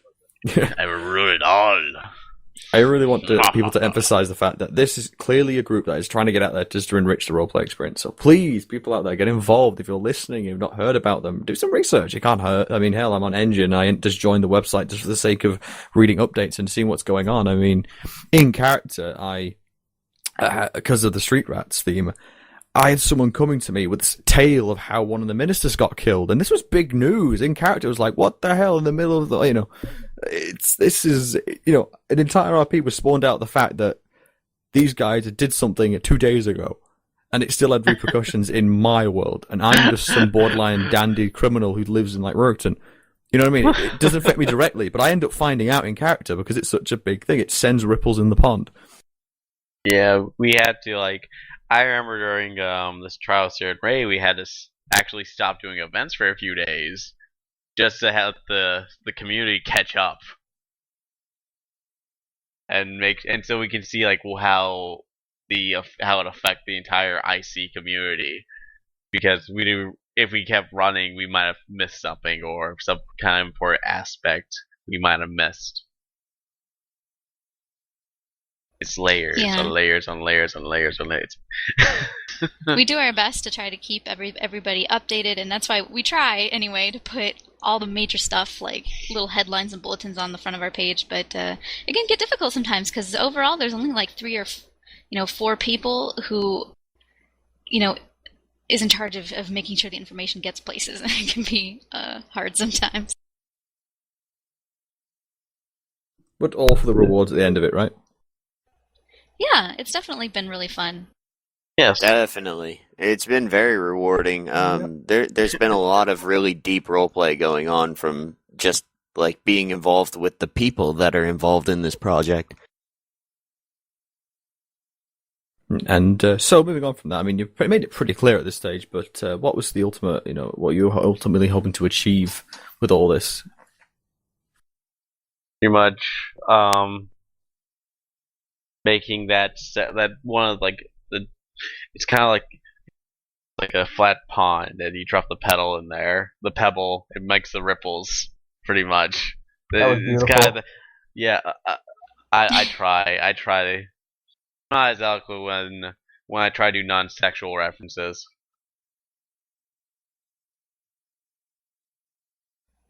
Yeah, I think I'm not quite as poetic as Cap. Oh, you hear me when I'm drunk? I am like an angel. Oh god, an angel of hell. But They have those now. But yeah, like he was saying, I think the goal is just to be something that the community can use, and we just want to make the world a more real feeling place. And we want, if you're a criminal, we want you to be able to have some kind of conflict. And if you're law enforcement, we want you to have some sort of vehicle to actually drive your roleplay, And if you have, if you're a noble person who has a complaint against a noble house, we want you to have a forum to bring those grievances out in. And, if you're, I don't know, some commoner who needs to sue your neighbor, we want you to have a magistrate to go to. There's just so many opportunities that we want, that we can give to role players to help their roleplay. I still want use the guard. I still want my Doliac stick. Doliac stick, dare I ask? It was earlier on. It was a Doliac in the chambers. I wanted its meat.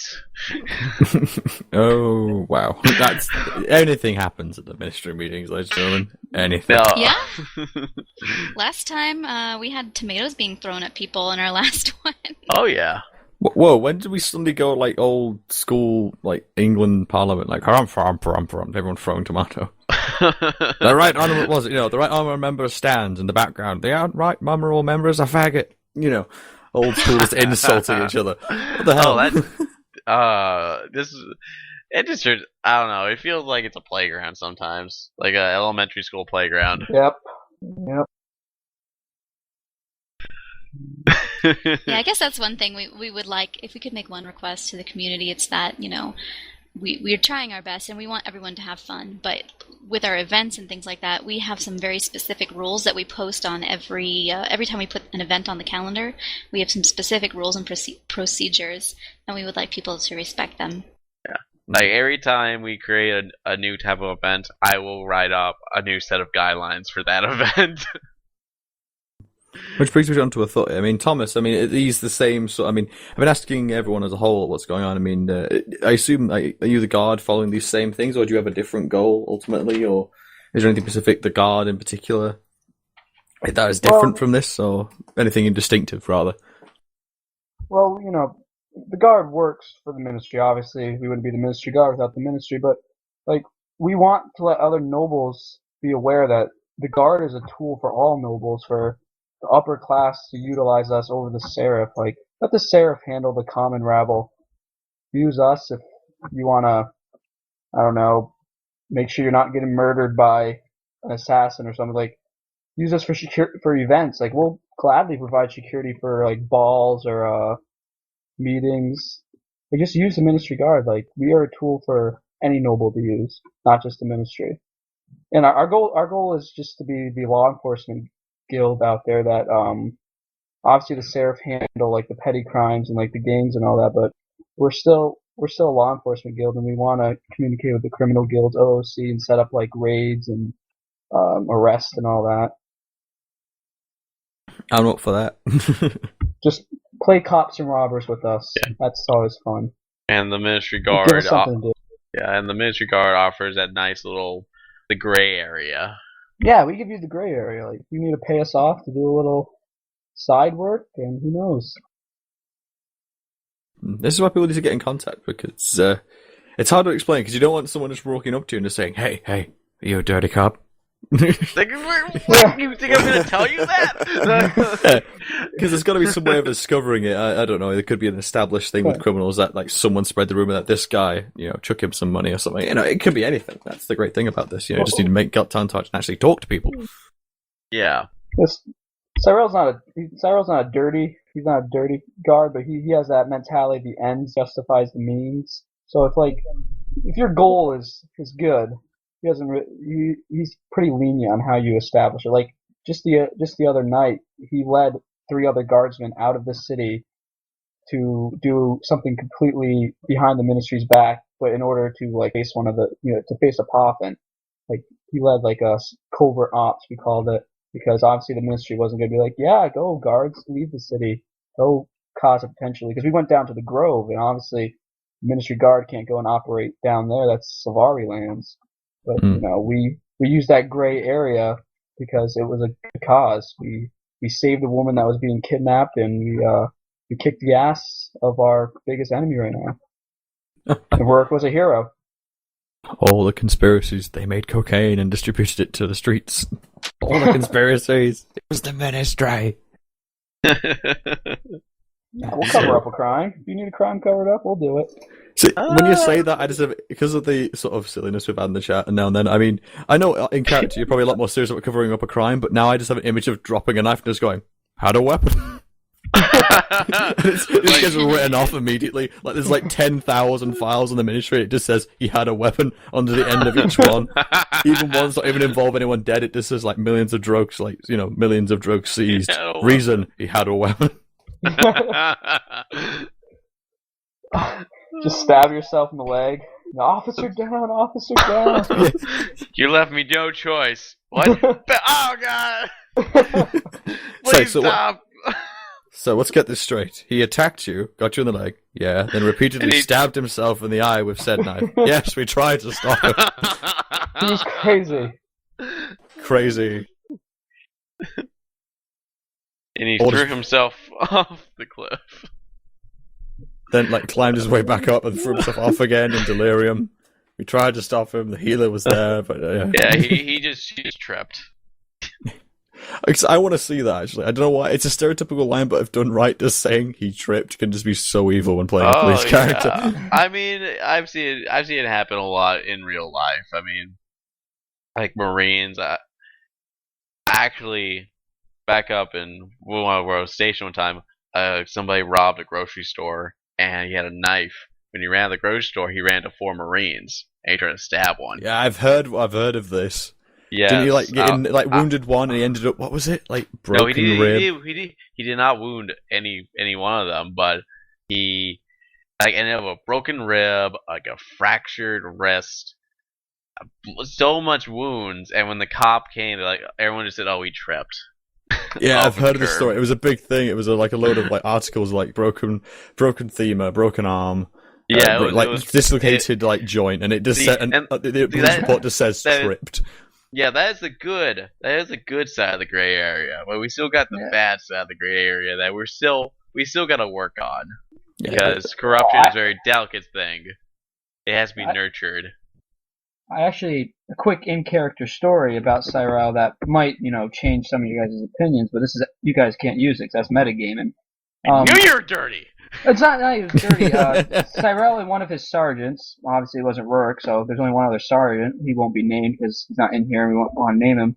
They were investigating a possible, I know we don't touch slavery officially right now, but this was subject. Yeah, it's a really touchy subject, but we were investigating this matter, and there was these 2 brothers that were in Rurikton in the basement of the Whisper, and one of the brothers, the sergeant, knocked to the ground, and then Cyrell put the other brother up to the wall and said, "You can either cooperate, or we're going to kill him and make it look like you did it." And that made him cooperate. He spilled the beans, and we got the information we needed. Obviously, Cyrell wouldn't do that. He wouldn't actually do that, but he would say he would do it. Yeah, it's fear and intimidation. Yeah, because people have that mentality that the Ministry Guard will do anything because they know they can get away with anything. I mean, they have the legislative body behind them, the people that make the laws behind them. Yeah, this is exactly what Gabe says. Some will do that. Yeah.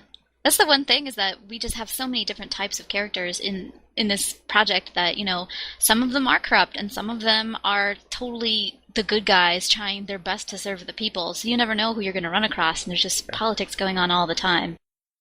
I'm still debating on my stand in that arena. By contrast, this is why my character considers the Seraph and the Ministry just to be different gangs. The only difference is the Seraph captain's fucking the Queen.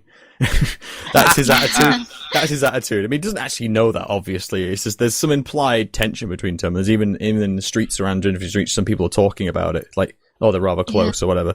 So of course my character just does the lewd thing and says that's the reason they're running the place is because they're guys with the Queen. That's what it boils down to. You guys, you operate at the same level as a gang. The corrupt cops do. It's intimidation.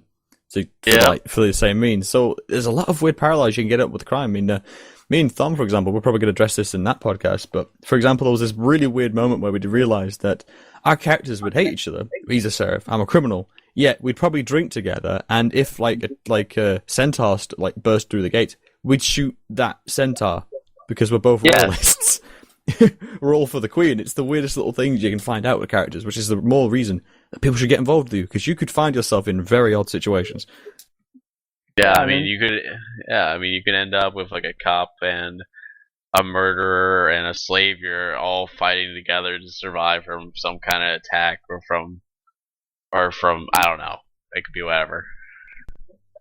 And then Feral Quaggins trying to defend all the young that were slain to make the jetpacks. Oh, we're gonna also, feel the. When you're a law enforcement, there's some criminals, the petty criminals, that you can let go and work with, because Cyrell has all those little street urchins. There's the little minor thieves, and they're they don't do the big crimes. They're the I stole an apple and everything. Society Stitches, I think is Yeah, that the one you're and, referring to? Yeah, I bumped into them and then, twice. Yes. Yeah, then but you can get information from them because you're like, well, I know you did this crime, but I'll make it go away if you just give me the information I need, because those people are the people that hear everything in the street. Obviously, Cyrell's a commander. He's spending most of his time in the upper city. He's not down there in the streets hearing everything that all those people are hearing. So you can utilize.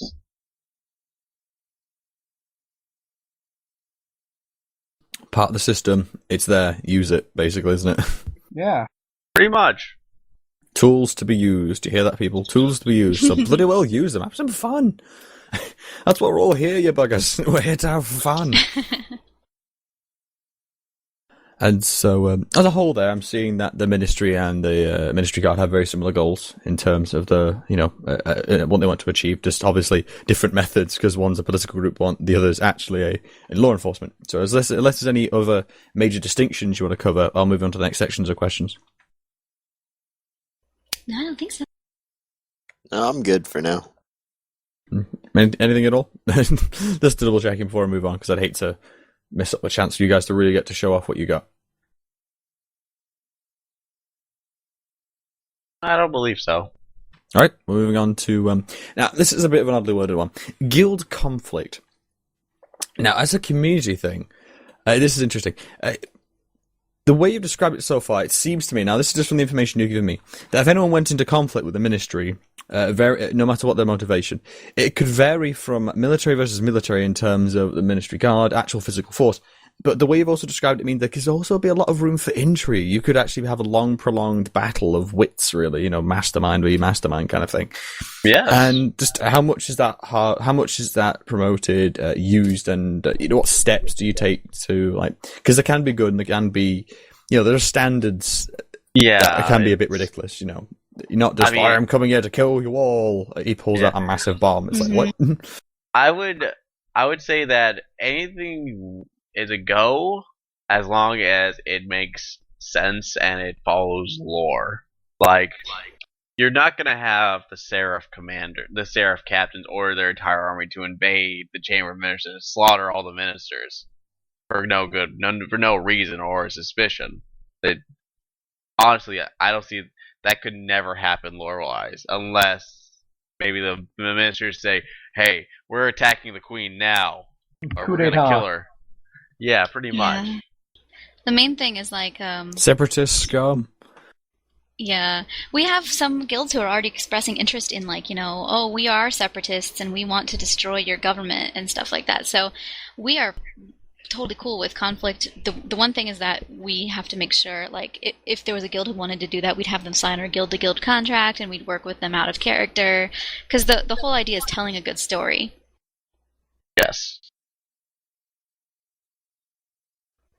And then, as far as the intrigue versus, the involving the guards, it's a case-by-case basis. I mean, my character's dealing with a lot of intrigue right now. She's trying to go after a criminal guild in her district, and right now she's using a lot of connections and politics and gathering information, but there will come a time where she's got enough information that she can send the guard in and they can do their thing. And the guard is actually on the side, unaware in character. Cyrell's been trying to get information on that exact group. Been trying to get his guards going and beat up a guy, but some of them need an extra push to do dirty things. Not mention any names. You're just coughing a little bit. Yeah, work. Yep. But the main thing that we want to do with our guild is, or one of the things that we can do with our guild, is that if you do have conflict, if you have one guild that's having conflict with another guild, you can use the Ministry as a mediator. Yep. Take them to court. So, yeah, pretty much, yeah. I'll see you in court, bitch. And you could play the ID politics, bribe the ministers, bribe the guards. Oh god. See, I'd love to do that. Ideally, anything is game. But all that matters if you do it with common sense. Mm-hmm. Yeah, you got to be smart about it. You can't just be so blatant about oh yeah, I changed out this, and it's blatantly obvious you changed it out. You got to work for it, especially. Yeah, do not turn up expecting to have everything. That's the thing I'm getting from you guys at the States. We are not we are trying to help everyone out, but we're not going to serve up everything on a silver platter. It's a give and take system. Here's the Yeah, world. 'cause in- Here's the tools. Shape it how you would like to see it. You know what I mean? Yeah. And we do want to be useful to the community, but we also want role play. Like, these are our characters and these are our stories. So we don't want to just be my character. Her only purpose in this game is to help other people's role play. She has her own stories going on too. So it has to be a balance.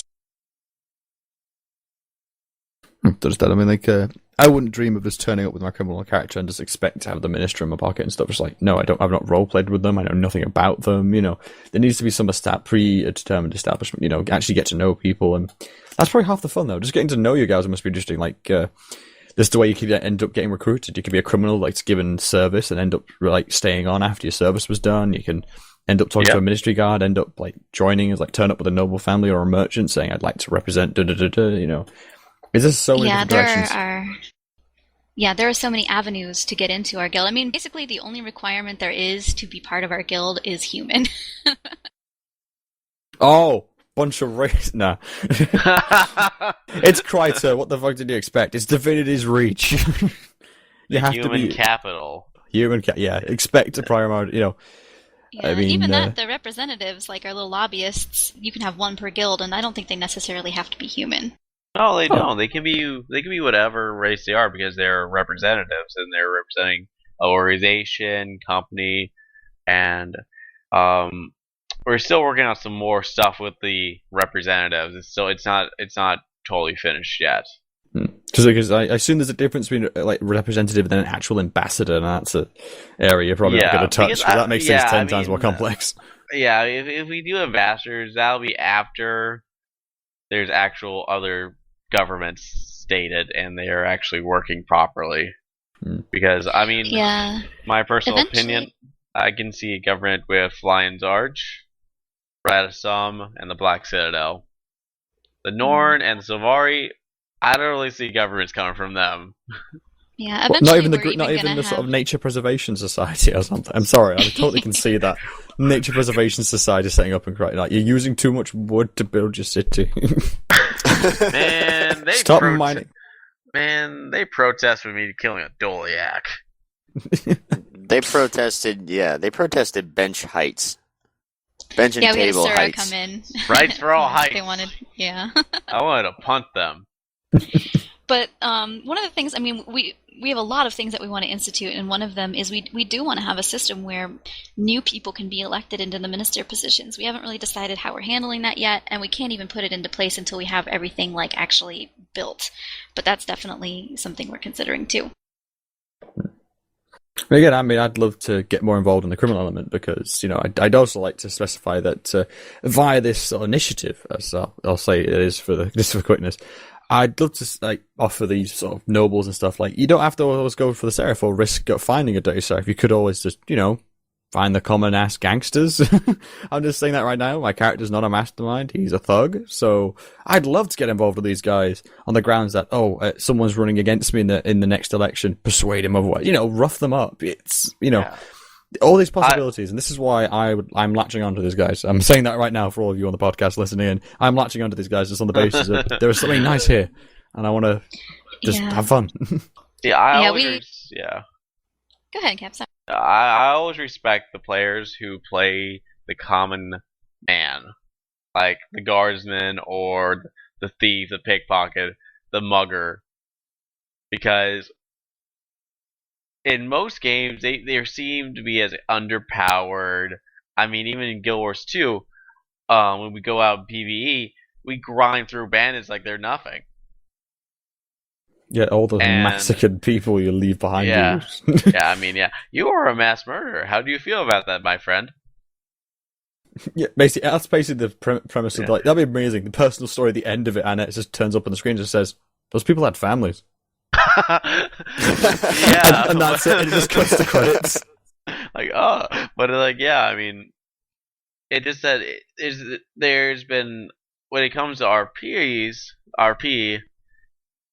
the normal RPer wants to play something that they want to be the main character. They want to be the hero, and yet they want to be the lead actor. But Yeah. when you're dealing with so many people, there can never be a lead actor. You're always shifting out. You are your own lead character, but you're also the supporting character for everyone else. You're not the Great hero the game metaphors. wants you Yeah. to be, basically, because the RPG Yes. community is more about the people. The game is all Yes. about you are the hero of Shamo. Which I'm quite amazed the number of communities reference. I think it's quite funny. That number of times I've been at parties and people said, "Oh, did you hear about the hero of Shamo?" Apparently saved a bunch of people. I love the way that's become a generic entity people can talk about. Yeah. I kind of want to, like, we should just. It'll be funny if we just made a made up person who was the official hero of Shamor, and we just made his actions become more and more ridiculous. I heard he Really? punched a dragon in the face. Maybe it was like Dova King or. There was one they feared. It's a really dramatic opening. Well, you gotta admit, the warrior has all the shout abilities, like do demoralize. Oh. Yeah, since our community is like, or our little project, it's a tool or whatever. And your story could go anywhere, and we're not going to try to dictate that. Oh, you can't be corrupted in character. The only thing that we ask for people who are getting involved in our stories is, one, what you do makes sense on an in character and out of character level, and two, you are willing to face consequences that might come from whatever actions you're taking. Yeah. I Again, mean, you're not gonna go stab. You're not gonna go buy a hooker, stab her in the middle of Rookton, and go to a meeting in the ministry like nothing happened. Yeah. Whoa, killing hookers in my district, motherfucker. No. Death brings That's the your seraph. job. No, it's the. Oh, whoa, I got standards. That's the big thing, though. Because you got to admit, I mean, role-playing, I gotta admit, the first time I tried role-playing in Rookton, there was 3 murders in the first month I was playing. I was like, what the hell? Because people get killed outside that tavern. There was a lot, because before the ministry guild got established and we started getting these law enforcement guilds, I mean, people role-played that, there were so many crime guilds that it was like Deviancies was just like some lawless hellhole, Like that's what it's Lion supposed to be. So hopefully we can be more balanced now. Because another aspect of that I found was, now this could be taken such the wrong way. Now, the number of rather very sort of severe criminal groups out there, now bear with me before someone's probably going to hate on me for saying it. What I'm talking about is in terms of the ones that seem to have some sort of mastermind level organization, which is perfectly okay because you're role playing it, and if you're doing it realistic, there's nothing wrong with that. It's just the fact that there was so much more high level crime that I was like, where are the street thugs? Where are the muggers? Where are the just gangsters? Where are the, this is what drove me to make the Rogues and Rats, because it's like, we've got the pickpocket, which was amazing. It's like, oh my god, some actual, low level criminals who are good for information. It's like, well, where's the middle ground? It's like, you're either a pickpocket or you're part of the something Black Lotus super assassin. It's like, there's got to be some middle ground. There's nothing wrong with playing a small hardcore syndicate because, it's good RP, but, at the end of the day, it's nice to see some standard. It goes the same for the Seraph. If it was just the Ministry Guard, if there were no Seraph, it would be like, where's your middle ground? Yeah. Like, how can you be a bad cop if you have no good cop to compare it to? Which is why, again, I keep saying this is why I love the sort of initiative you get a lot of taken just to try and bring everyone together. I mean, and with the criminals, like, I've said it so many times before, how can you be a master assassin when there's like 100 other master assassins? I'm trying to be so realistic with my character. It's like he's a drugged up guy with a gun. Now, am I saying he's a master, like a horrendous killer? No. However, is he dangerous when he's drunk and firing wildly? Yes, because that is dangerous. It's just a case of just a little. I'm more about flair than anything else. I will not lie about that. My character's no super mega hero. I'm just caked in furs and drugs. I mean, if we're going to say half the people who've met my character say he looks like a pimp. So don't expect any sort of heroic feats of jumping over buildings or shooting fire at my fingertips. It's like, no. It's nice that we have the middle ground, and This is why I feel Yeah, comfortable it's getting involved in Freud. this. Well, that's why we like. I mean, I feel I could never do law enforcement roleplay. I can do a minister because she doesn't have to arrest anyone. But I cannot even imagine trying to play law enforcement roleplayers because there's so many people who just they want to run around and kill people and never face any consequences. So Oh, yeah. I'm sure that they are grateful that there are people who are willing to work with them on an out of character level and make a story. Definitely. See, I just love playing the Dirty Harry card. Just make my day. I don't care if it goes police brutality. It makes me feel good. See, on what Anastas just said, like I appreciate the criminal guilds that contact us out of character more than the ones that are just in character and just cause all the in character grief. Then they cause the out of character grief. Yeah. I'd rather them come to us first out of character and then in character, not the other way around. And from what I understand, the Ministry Guard and the Seraph Guild that we're kind of allied with, before they even arrest you or take action against you, they check with you out of character. Yeah, that's one of our rules. Yeah. You have to be applied notified that. out of character before you can be arrested. And Because make sure you you can't- agree with it. Yeah, because you can't arrest somebody if they don't want to be arrested because You can't really tackle we can't them actually and drag them away. we can't actually handcuff people. Which it does interrupt the flow, that kind of, doesn't it? It's like, well, the police say I can't actually do anything. Yeah. So that's why you gotta be like, oh, are you okay with it? And then they're like, yeah, okay, good. Because if you're not, then you're gonna get shot in the leg. I can still shoot you, though. May not be able to handcuff you, but I can still shoot you. But yeah, it's a whole give and take system. For example, I'm looking forward to the day I can just say, shit, it's the Sheriff Scatter. I want to be able to say that. I want to hide from you guys. And high five Ministry Guard. Well, you don't. Well, if you're doing something illegal, you hide it. Yeah, you hide it and you make sure it's hidden. It's that kind of thing. It's definitely give or take, like you say, and that's. I think you could say the same with the Ministry, really, just in terms of the amount of effort you put in is the amount of effort you're going to get back.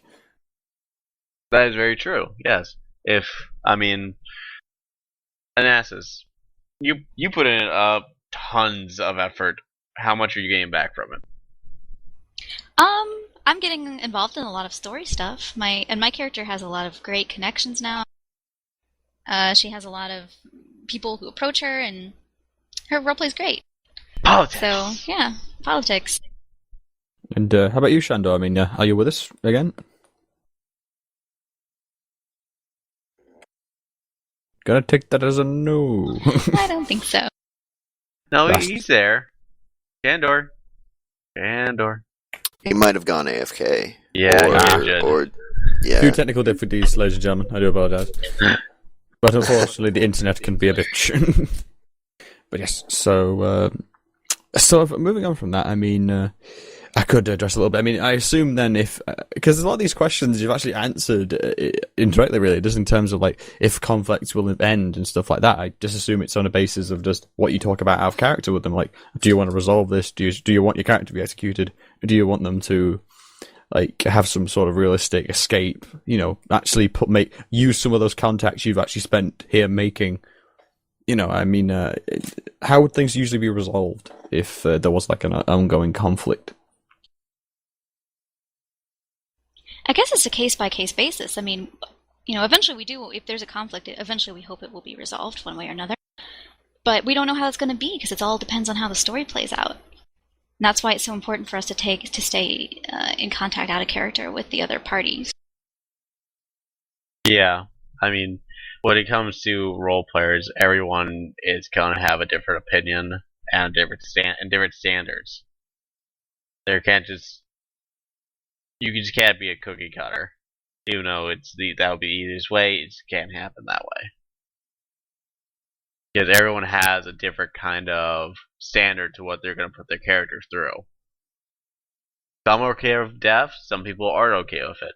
That's all, but which is why we need the OOC management and the organization to help it move along.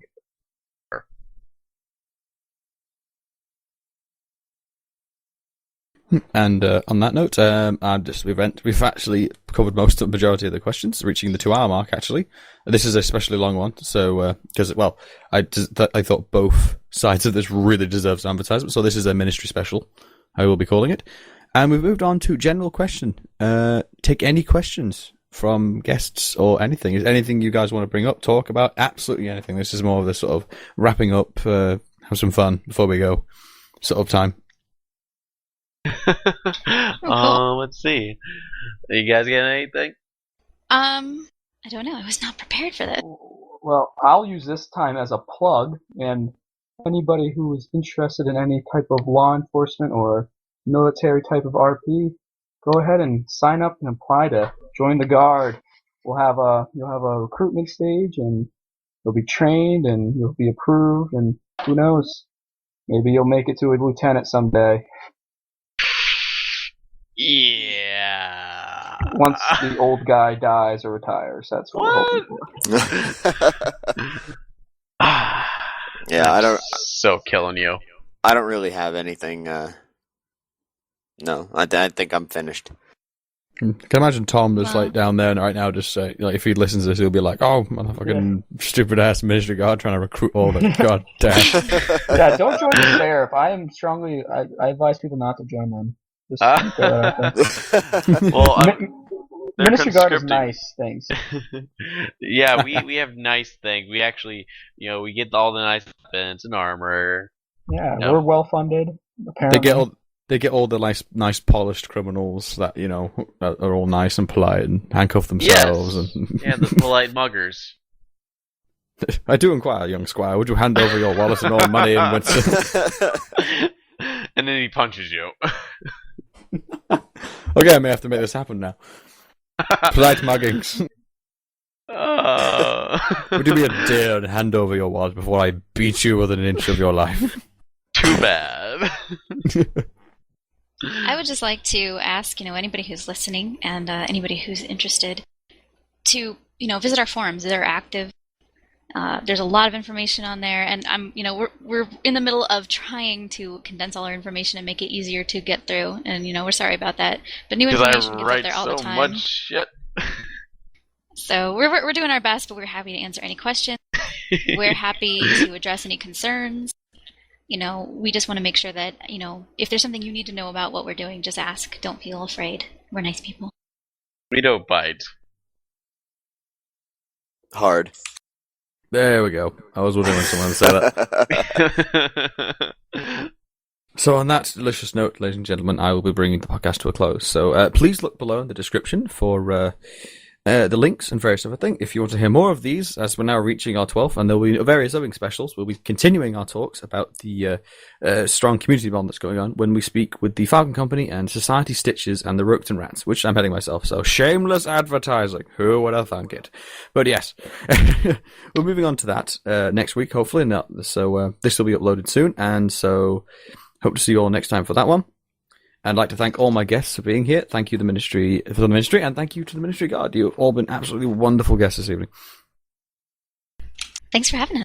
Yeah, thanks for having us. Thank you. Thank you. Again, I cannot bounce enough how much I feel people should get involved in these kind of things and get out there. Please check the links below, as like I said. And it's been an utter pleasure, darlings. And see you next time for another AshenCast. I have been a gentleman of leisure at HandOverTheAmulet. Like and subscribe if you want to hear more. If not, well, meh. You'll find out anyway. I'll keep forcing these down your throat until you watch them. So anyway, catch you all next time.